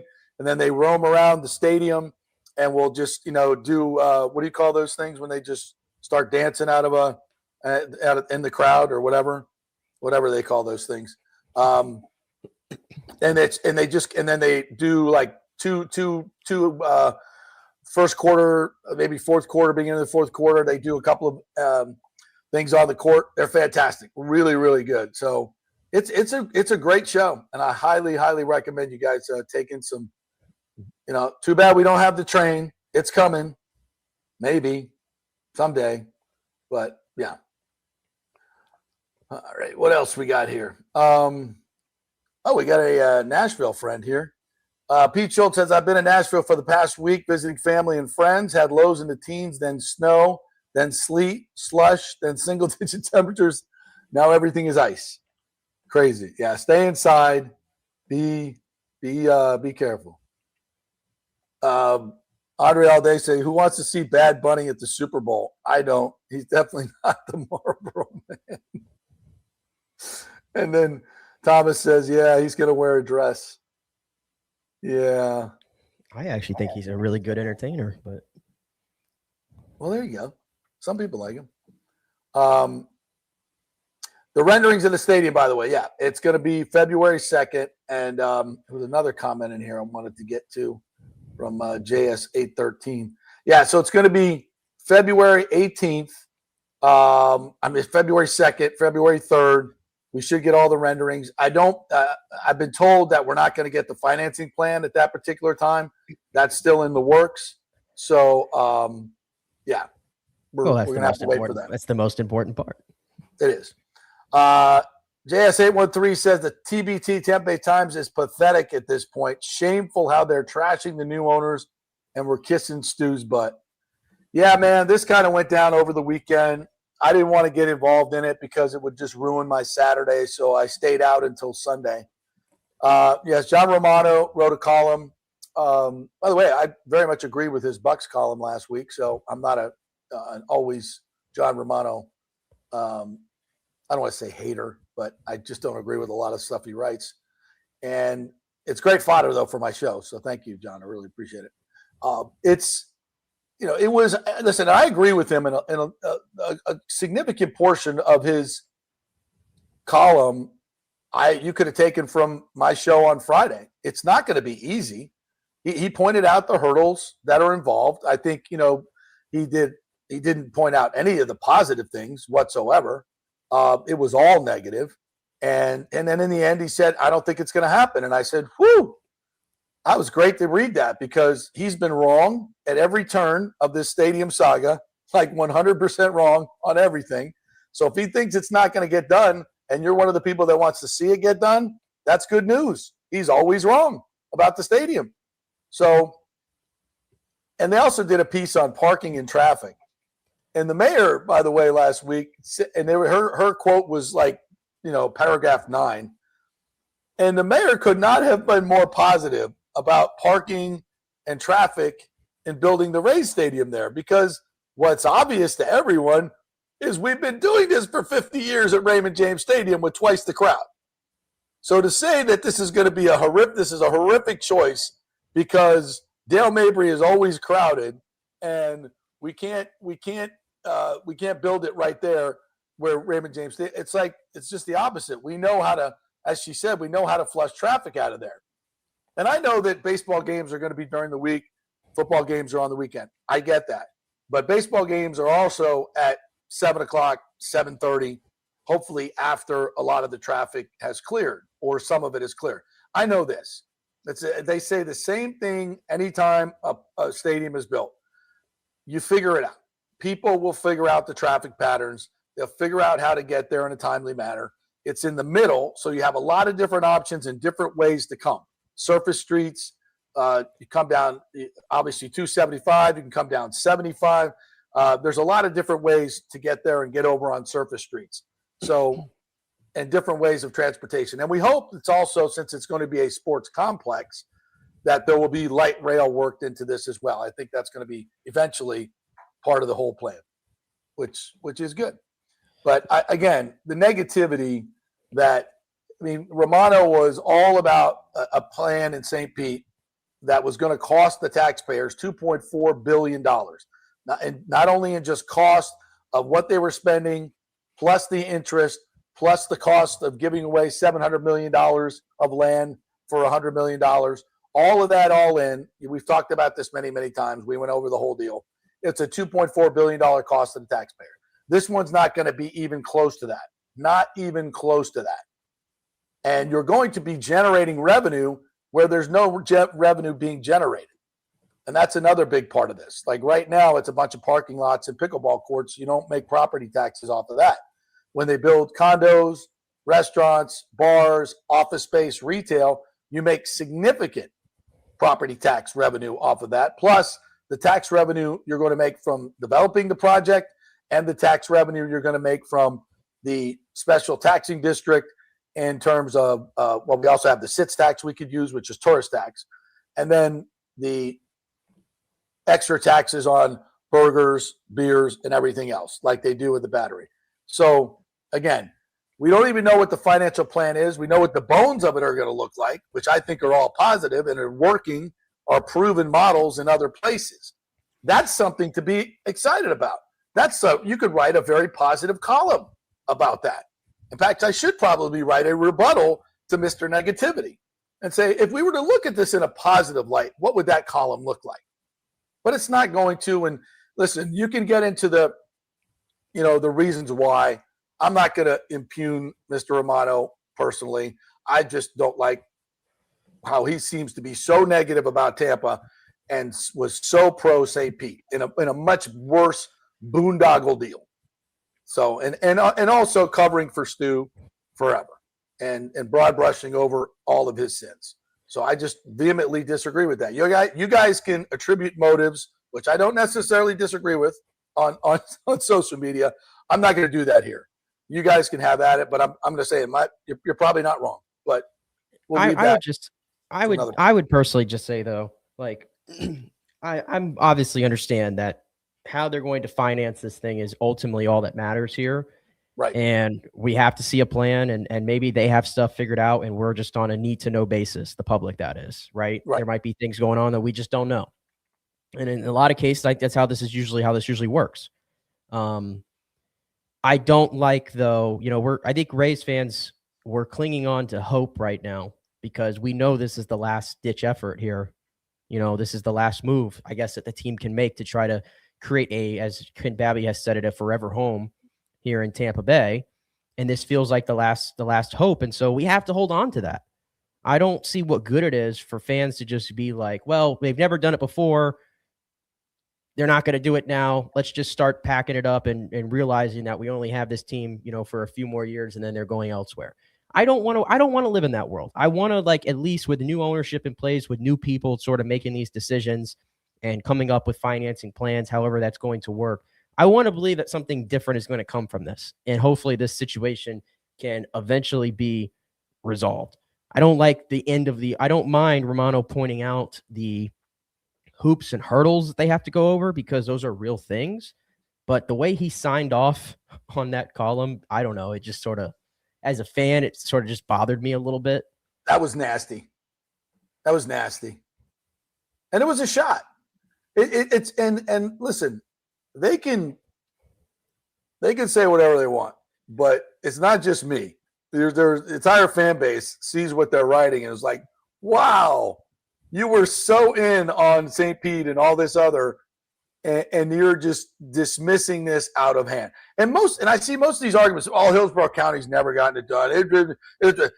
Stu was the problem, not Hillsborough County. They build stadiums all over this. The problem is Stu. Look at this group in 4 months has been able to do way more than Stu did in 20 years. And when you talk to the people that are negotiating with this group, you know what they say? Oh, how refreshing it is to talk to people that you can trust and are transparent and working together and constantly finding solutions instead of demanding this, and not even listening to what you're saying. And it's all about them and what they want. That's what Stu was all about. That's why these deals never got done. And people want to blame all the politicians. Oh, the politicians are idiots. The politicians, well, I'm not going to totally disagree with that. But look, they laid out $2.4 billion in Pinellas, and he still couldn't do it. He still wouldn't do it. So who's the problem? I mean, historically, he was the problem. That's what I just want to think. Maybe this is blind of me to think this. But I want to think that everybody that has a hand in this, politicians, developers, ownership, everybody that's playing a role in this, and obviously you're more up to date on how these, or up to speed on how these things work than I am. I'm obviously just from a fan, I'm looking at it from 1,000 feet here. I just want to think that everybody has an understanding of, okay, this is it.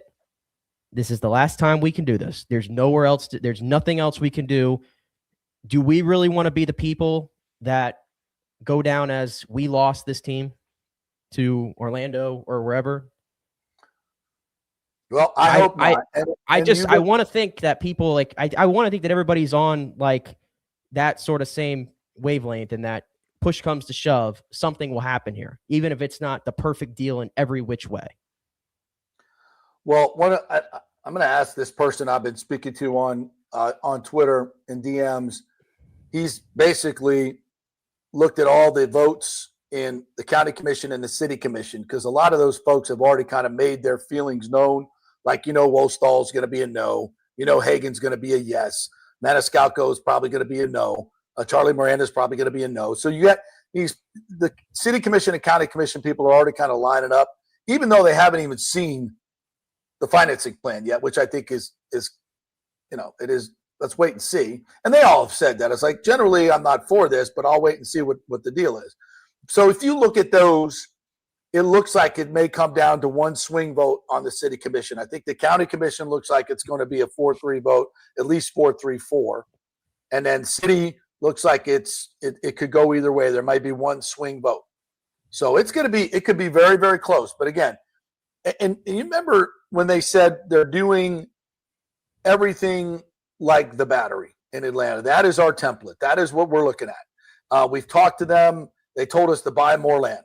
They're buying more land. They're getting more land. So one of the things, and I've told you this a lot of times, so I forgive me if I'm repeating this, but a lot of people are new. There's a lot of misinformation out there.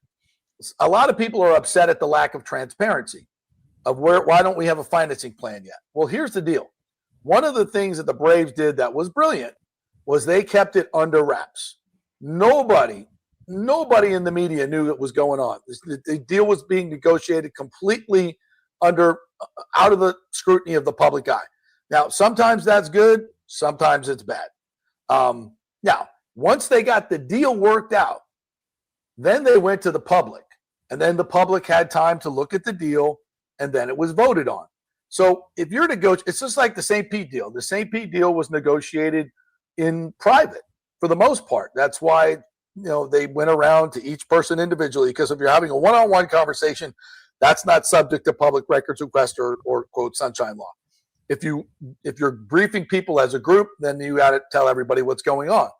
And what happens is when you're going through the negotiation process, if you're updating people, you can make enemies on the political side. You can make enemies of the public when things aren't necessarily, and when you're watching the sausage be made, right? That's kind of it. What the Rays want to do is keep everything under wraps, do all the tough negotiating, get most of that done before they go to the public and say, here's what we got. And I think that's a smart way to do it. Now, eventually, listen, the commissioners are going to have to vote on it. The public will get their say. That's not what I'm saying. But I think it's a better strategy to do stuff get it worked out first. Make the sausage and then present it us on the plate before. Nobody wants to see that and go through all the hoops and the different negotiating, because I don't think I think it's harder to get it done in the full sunlight than it is get the stuff negotiated and then go to the public. Does that sound fair? I think that's okay. And I think that's the best way to do it. John Hill says, is Tim okay in Dallas? Has anyone heard from him? I have not. I better check on him. But they said they seemed all very, very prepared. Sergio, good morning to you. Says the main reason the Patriots have had such a great turnaround is the coaching, period. Hard to ignore it. I mean, has there ever been a more stark example? But I think to your point, Nick, it wasn't just about coaching. It was a lot about getting the personnel that he wanted, right? Yeah, I mean, you hear Vrabel talk all the time, like, you can give me all the credit you want, but the players are the ones who are playing, and he said that, and you can't have one without the other.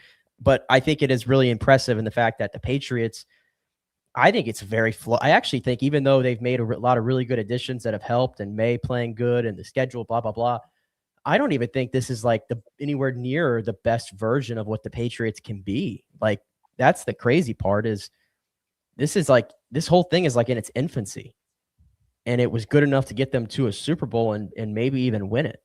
Like, that's to me is the most incredible part of the whole thing. Yeah. Like, let's not act like I love Drake May, I love Milton Williams and Gonzalez, and Travion didn't really play much yesterday, but he's a fun player, and Diggs. Yeah. But it's not like there's like all pros all over the field, right? For New England, yeah, that's not the case. So that's the real incredible part about this.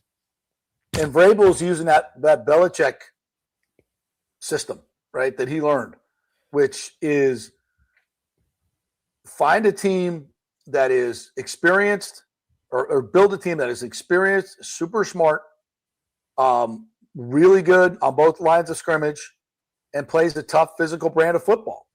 It's in the end, it's still that, and especially in December. And there's something to be said again too. It never hurts when you flood the trenches.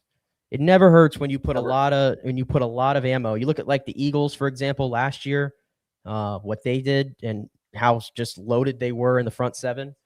And now you look at what Seattle's got in the front seven, and those two teams in particular. Like, I think that's a lesson here. It never hurts. And as I relate that to the Bucs, where have we talked about where the most work needs to be done? In the front seven. Yeah. And the offensive line, I think, is really good. Yeah. The offensive line, you probably just need to make some tweaks. Like, you can't have Michael Jordan and Dan Feeney being your backup guards. But the starting five as a whole, if they're healthy, is as good as any in football. Yeah. Agreed. Andre Alday says Bucs should get David Bailey in the first round. Texas Tech. The Bucs should also get Jaguars linebacker Devin Lloyd. Bingo. I'll take them both right now. I'd be over the moon if Bailey fell to the. I don't think he's going to, though. I tell you that. But yeah. Nathan Elliott says, agree with JP. A 3-4 inside linebacker is who the Bucs need. Somebody who can be a captain and call the defense. Want to draft a guy to learn from the veteran. Get him in the second round. Yeah, I'm gonna go get me a Devin Lloyd and then draft an inside linebacker to play next to him. Sound good? I think we'd all be on board with it. Yep. Hard to blame the Patriots, says Aviation, but they have had a cakewalk up to this point. Last place schedule set them up well. Vegas thinks so as well with the Super Bowl line. Listen, I get that. But listen, the NFL every week is a dogfight. Every single week. They've been, is it a easier than normal path? Yes. But you still got to take advantage of it. So in the NFL, you can point those things out. I get it. You're absolutely right. But it's also, I tip my cap. You win 14 games after winning, 4 the year before?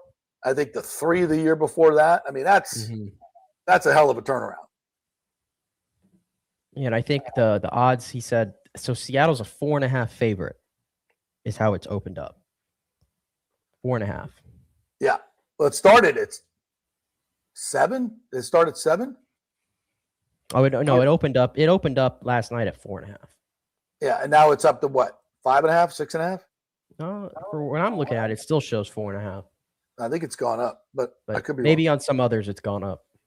Danny Boyd says, good morning, JP and Nick. JP, you have beaten everyone in the area to the punch when it comes to breaking news on the Rays Stadium saga. Thank you very much. Well, we will continue to do so. And listen, man, if it doesn't get done here, I'm going to be really, really pissed. And I'm going to be sad. And I do think the next step will probably be Orlando. But I still think there's too many people, prominent people involved in this that have a stake in it for it not to get done.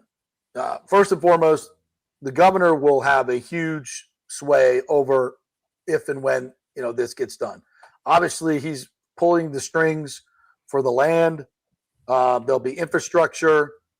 And I think, obviously having Mayor Castor on board, she's been much more positive than she was previously with the previous group. Same thing with the county. So I think, removing Stu was a huge part of it. MLB is thoroughly invested in this. Think about that. MLB, who has gobs and gobs of money, right? They typically will give you $150 million for a new stadium. That's typically what they'll do in revenue sharing and other things. So that's a nice piece, but I think we're going to need more. And Manfred has handpicked this group. And if they get this deal done and they keep it in the market where they want it, they can still use Orlando as expansion leverage, which they will do. And that way they will be able to leverage Carolina, Nashville, Portland, Utah, all these other places that want teams against each other to get their $2 billion, $2.5 billion in expansion fees somewhere in there. So Major League Baseball is highly desiring this thing get done. So you've got the governor, you've got Major League Baseball, which is a very, very powerful force in all this. You've got all the political support. And you've got a group that has deep pockets and room to go get more. Like I said, when you have Fred Ridley, the chairman of Augusta, that's part of your group, if you need some more investment, you can walk out to the first tee and trip over 10 billionaires at Augusta National. And it's not just him, but anybody else in the group. There's a lot of big money people in this group that are highly motivated. And if the deal is right, they'll invest more if they need to. So I think there's just too many. You finally got the right you got the right spot. You've got all these other players in it that are highly, highly motivated. I just think there's too much. And that's what I would, when I'm going to pen this article to answer Romato's negativity. And all the things that he said in there, I'm not saying they're not true. These are hurdles, no question about it. But they're also easily handled. You can jump hurdles. I've seen people do it. Just pointing out all the negatives and just going, well, here's all the things they got to do. They've never done it before. It ain't happening. At least when I said it wasn't going to happen in St. Pete after the deal was done, and you said it was done, and it was the greatest deal ever, and I knew it was never going to happen, I had a reason for it. And it was Stu, number one, and following the money, number two, and also understanding that that's not where Major League Baseball wanted the stadium to be. So, again, negativity ain't going to get it built, but that column ain't going to keep it from being built either. So, all right, what else? If you see a comment you want to throw up there, please do. Yeah, you hit this one, and then I got another one here. Sam Darnold becomes the first starting quarterback sacked 2018 draft class to reach the Super Bowl from the sack 20. Yeah, how about that? Of all those guys, Sam Darnold, who went to the Jets and was forgotten, been on, 5 different teams? And boy, did he play well yesterday with a torn, whatever oblique injury he has. Some of the throws he made, woo! That one to Smith and Jigba in the corner, damn. He made some great throws, incredible throws. Smith and Jigba is just watching him and Puka in the same game. There's just so many similarities between those two dudes. And what I can't get over, it's like they're not like they don't have the prototypical size for what you would associate with that alpha receiver. But especially Puka, the contested catches that these guys make is unbelievable. It's unbelievable. I've never seen anything like it before. And then I like this new trend too on the touchdown that he scored at Smith and Jigba. I think it was in the third quarter maybe, where they had him start right next to Darnold in the backfield, and he ran this sort of wheel route to the end zone, and it just completely fooled Landman. I think the linebacker for the Rams. I like this little trend, this little wrinkle. I see McVay has done it with Puka as well, where they start them in the backfield. And they'll run right through the A gap to do their route or just run outside. And for whatever it is, these teams just get so confused. It's such a great way of getting your skill guys just open. Well, coverages depend on a lot of different things. And when you're just simply trying to double him, which of course they are, you got to come up with creative ways to get them out of it. It's easy to double it. When you put a guy out on the outside and just leave him there like Mike Evans, that's an easy double team. You got safety over the top, the other guy underneath. easy, right? When you're moving them around, okay, well now that responsibility flips. It flips. And even if you're running, straight man, which go ahead, run straight man, and then you bring him up through all that traffic. I thought Brady has some brilliant moments when he really gets into the minutia of the game. I love that. He's been great. Great. When he was doing that, he was doing how he throws a football in the wind last week. It's freaking fantastic. And then yesterday he was talking about Smith and Jigba, the way he runs routes. Yes. And he said that he keeps his shoulder level never changes. And that's true. When you see guys run routes, when they get ready to break, they sink down to lower their center of gravity to make a good move. That's the way you're taught to do it.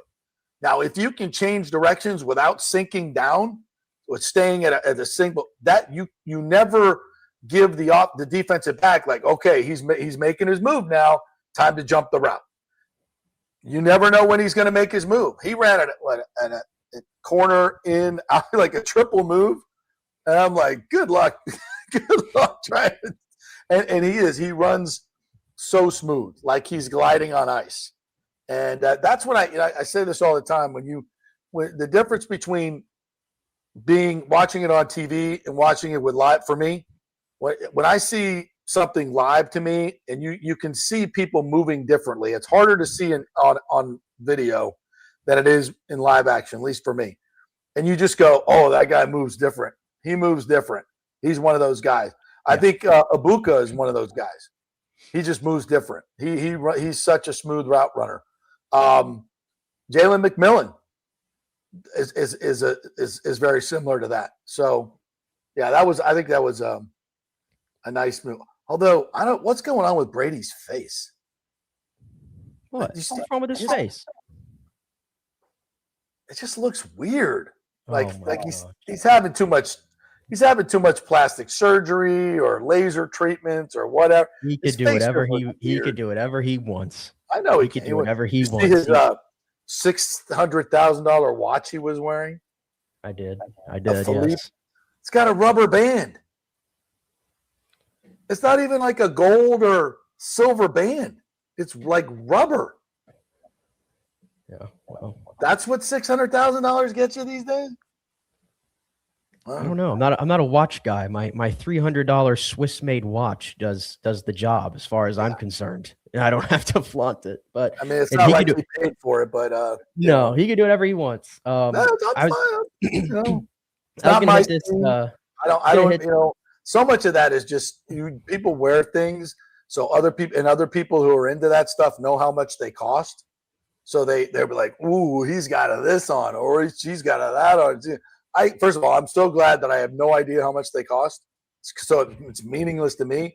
I'd look at that watch and I'd be like, "Oh, dude, he got that on Temu." I mean, it's just like they all look the same. I mean, until you get up really close, I guess. Who the hell knows? You can get a knockoff Rolex.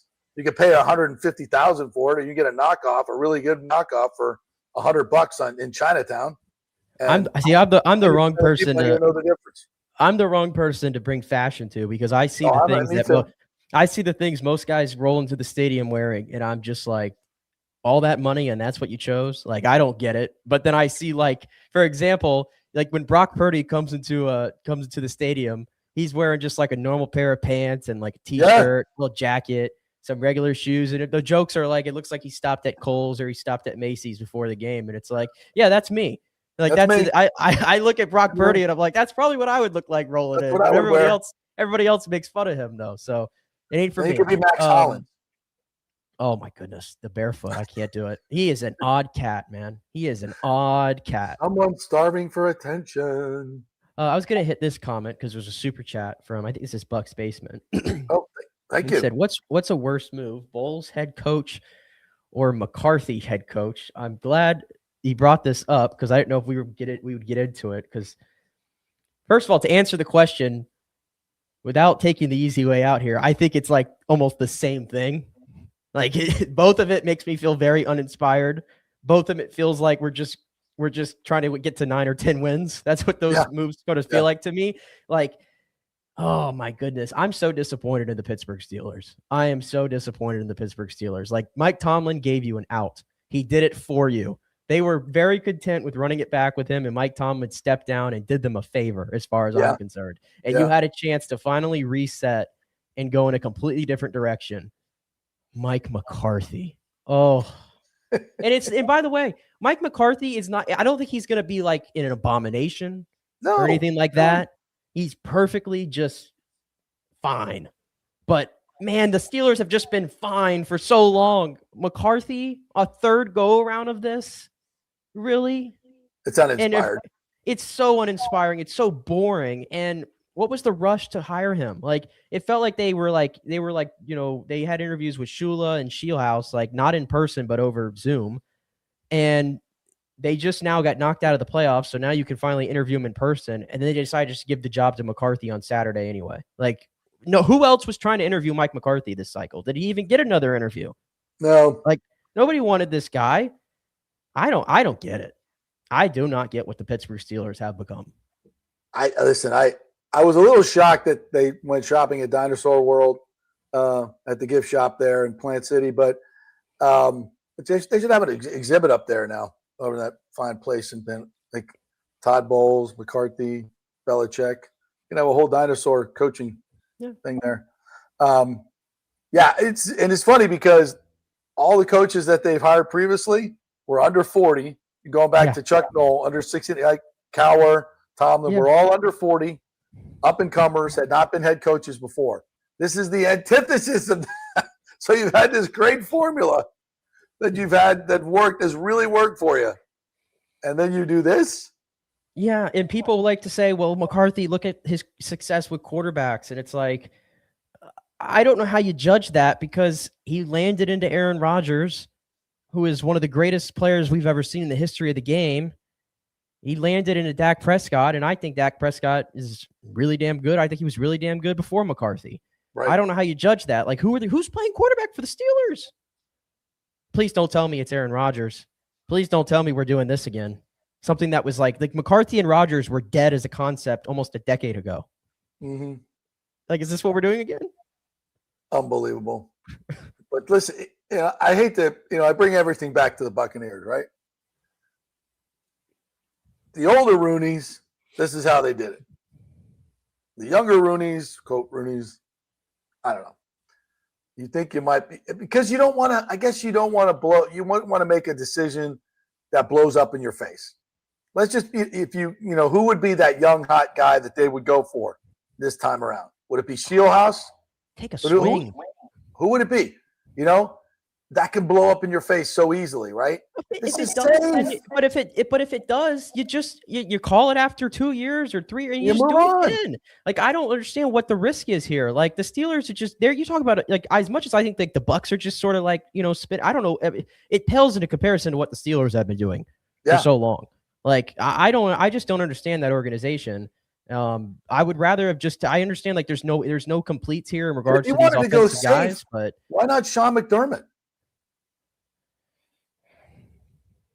I don't know. There's been reporting, I guess, that McDermott might take a year off, and you haven't seen him interview anywhere or get any requests, as far as I know. So, well, I know there's an option. If I'm the Pittsburgh Steelers, and first of all, Mike Tomlin's not going to leave you in a lurch. I don't think that they were surprised by what Mike Tomlin did. I think I think they would have a pretty good idea what their head coach is going to do. So I don't think they were taken by surprise. And they should have had a better plan than this, in my opinion. They could have had their pick. They're the freaking Steelers. They could have had their pick of any young coach that they wanted. And but I mean, did you see the option? The three options they only interviewed 3 coaches in person, and like it was just Flores, Anthony Weaver, and Mike McCarthy. They all just sort of felt like the same level there of just kind of like doing the same thing. Yeah. Well, Weaver's never been a head coach. Weaver's never been a head coach. I've heard that he has that like if you talk about like in terms of being like the CEO type, and obviously he would be a defensive play caller too, I believe. But he's also like seen as like a very, the next CEO type. So like, I don't know, but he still was an unknown. And then Flores, I mean, you hear all the things about Flores, like, the way Fitzpatrick spoke about him a couple weeks ago on some podcast about how those things really unraveled in Miami. Like, it just seems like a lot of teams are like sort of hesitant to give him the keys to a franchise again. I don't think that's fair. I think that's mean, more Miami Dolphins than – I didn't hear – what did Fitzy say? Fitzy said that it basically by the end of that thing in Miami, that Flores had become sort of like a dictator type, and he really like rubbed everybody the wrong way in that building. And that was like independent of what was going on above his head with Stephen Ross. But he that's what I think that was the word that Fitzpatrick used, was everybody was sort of just done with it by the time that whole thing ended. And I think that, along with the lawsuit, has sort of like played a role into why you see a lot of teams steering away from him. Yeah, I think that's true. I just don't know if that's fair, because the kind of the attack that he was under, in that situation felt unfair to me. And I wasn't there. We don't know but just from what I've read, it just felt unfair. And I think he has a good case, quite frankly. And if I were in that situation, would I react in that way? To just go, full dictator, like I've got to get control of this and I've got to do it my way. And that's, I don't know. I wasn't there, but he just seems like a really damn good coach. And a lot of guys. It's a win for Minnesota. Just keep if nobody wants to hire him. I mean, Minnesota just gave him an extension, defensive coordinator, and that'll keep you competitive forever having him around. Yeah. Chris Cole says the Bucs are still in cap trouble, so how are they supposed to sign anyone to a big contract? I don't think that's the case.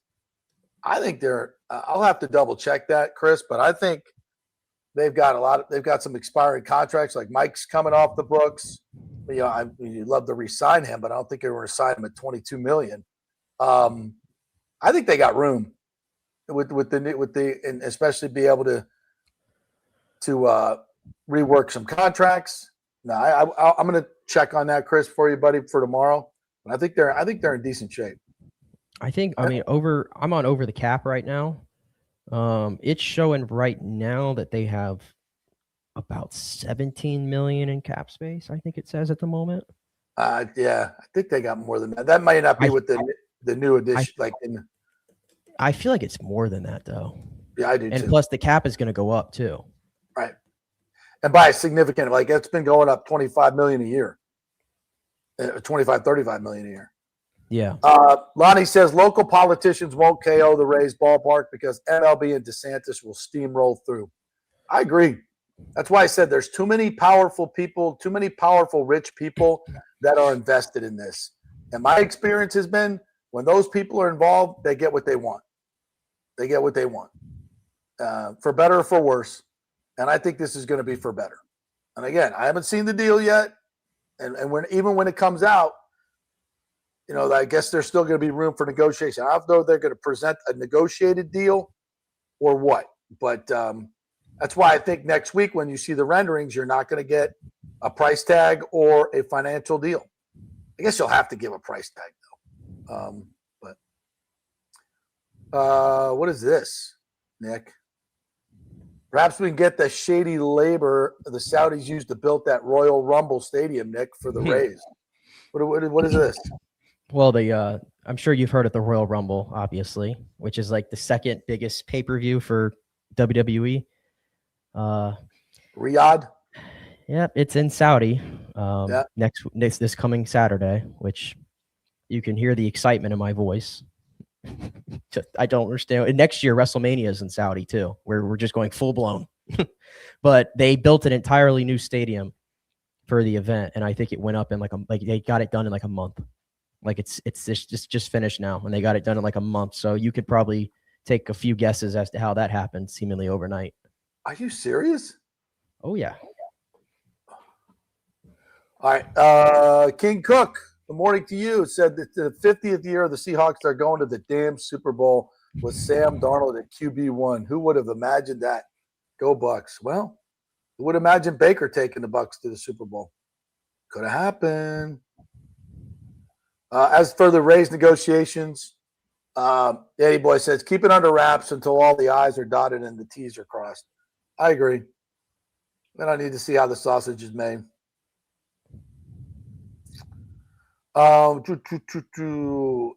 Alejandro says, Don't forget the $9 million in cap space the Bucs had this year that they can roll over to next year's cap. Sorry, this is Michael LaRue. Yeah, that's true.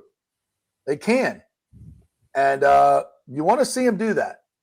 Because if they don't, then all these people that are saying that the Glazers are cheap will have to start giving them more run.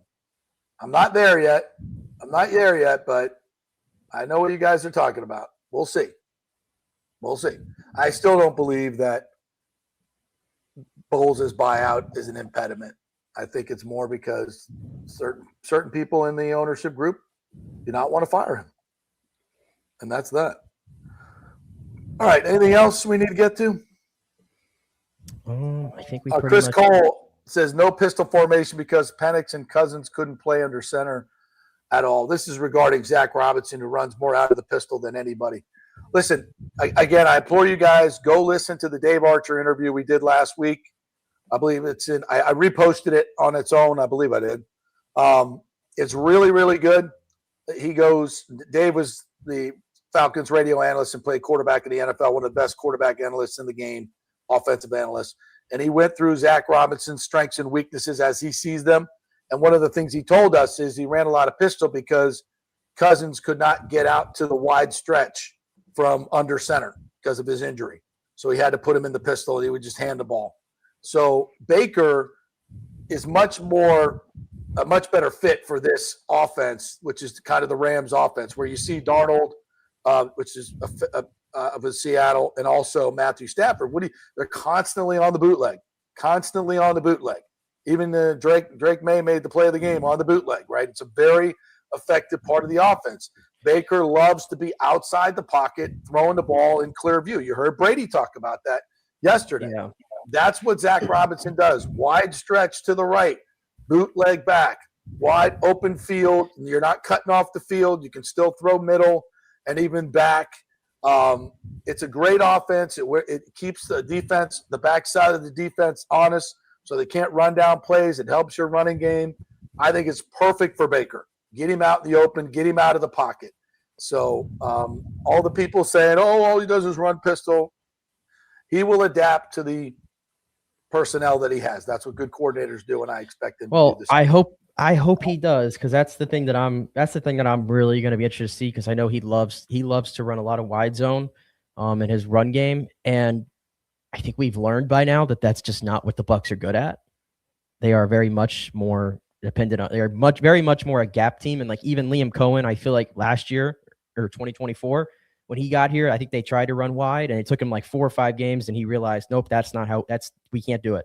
And they became more of a gap team, if you recall, and the run game took off. So it's going to depend if Zach Robinson is just stuck in his ways or if he's willing to adapt. Like that's to me the biggest question here with him that I see. But great. Meets McGee. Jackson Smith and Jigba screwed me out of a $340 parlay, needed one more touchdown. Bro, tell me your story. I needed a half a freaking yard. A half a freaking yard for a $441 parlay off of $25. A half a yard. And that's when Stidham looked over to R.J. Harvey in the flat. There was no one near him. No one near him. All he had to do was throw him the ball. And what did he do? He looked downfield, and then he chest passed him the ball. And by the time he did that, you get it to him a fraction of a second. He gets the extra half a yard. That you screwed me. God, that was brutal. I had a five play parlay, and I lost it by a half a freaking yard. R.J. Harvey receiving yard. That is brutal. Ashley's just laughing at me. By the way, Ashley went to high school with Anthony Weaver. So my wife, yeah. So, yeah. We'll leave it on this. Forecast for Sunday morning Tampa, 34 degrees. While we will have an outdoor hockey game to play. You know what I love about this? Not only is it going to be cold for the outdoor hockey game, which is fabulous. No rain, perfect weather. This is why people like John Romano write columns like, it'll never work. It'll never. How do you have a game? It's going to be 80 degrees. It's going to, you know what? It might be 30 degrees. Oh, it won't be 30. How do you know? How do you know? This is why you negative people never get anything done. You never create anything. All you do is bitch and moan about what can't happen, why it won't happen, all the obstacles. Let's just blah, blah, blah, blah, blah, blah. That's why you people never get any, you never build anything. You just tear shit down. And you know who I'm talking about. 32 degrees. That's what it's going to be in Tampa, Florida. And then we're going to have an outdoor game, and it's going to be freaking great. My weather app actually says 29 degrees is the low on Sunday. Yeah. For game time, it'll probably be around 34. Yeah. Whew. How about that? It was. Paul Delegato was saying there was a chance of snow. This was a couple days ago, but the clouds are going to come through on Saturday, so it won't snow. But what if it did? This is what I love. This is going to be fit. I cannot wait for Sunday.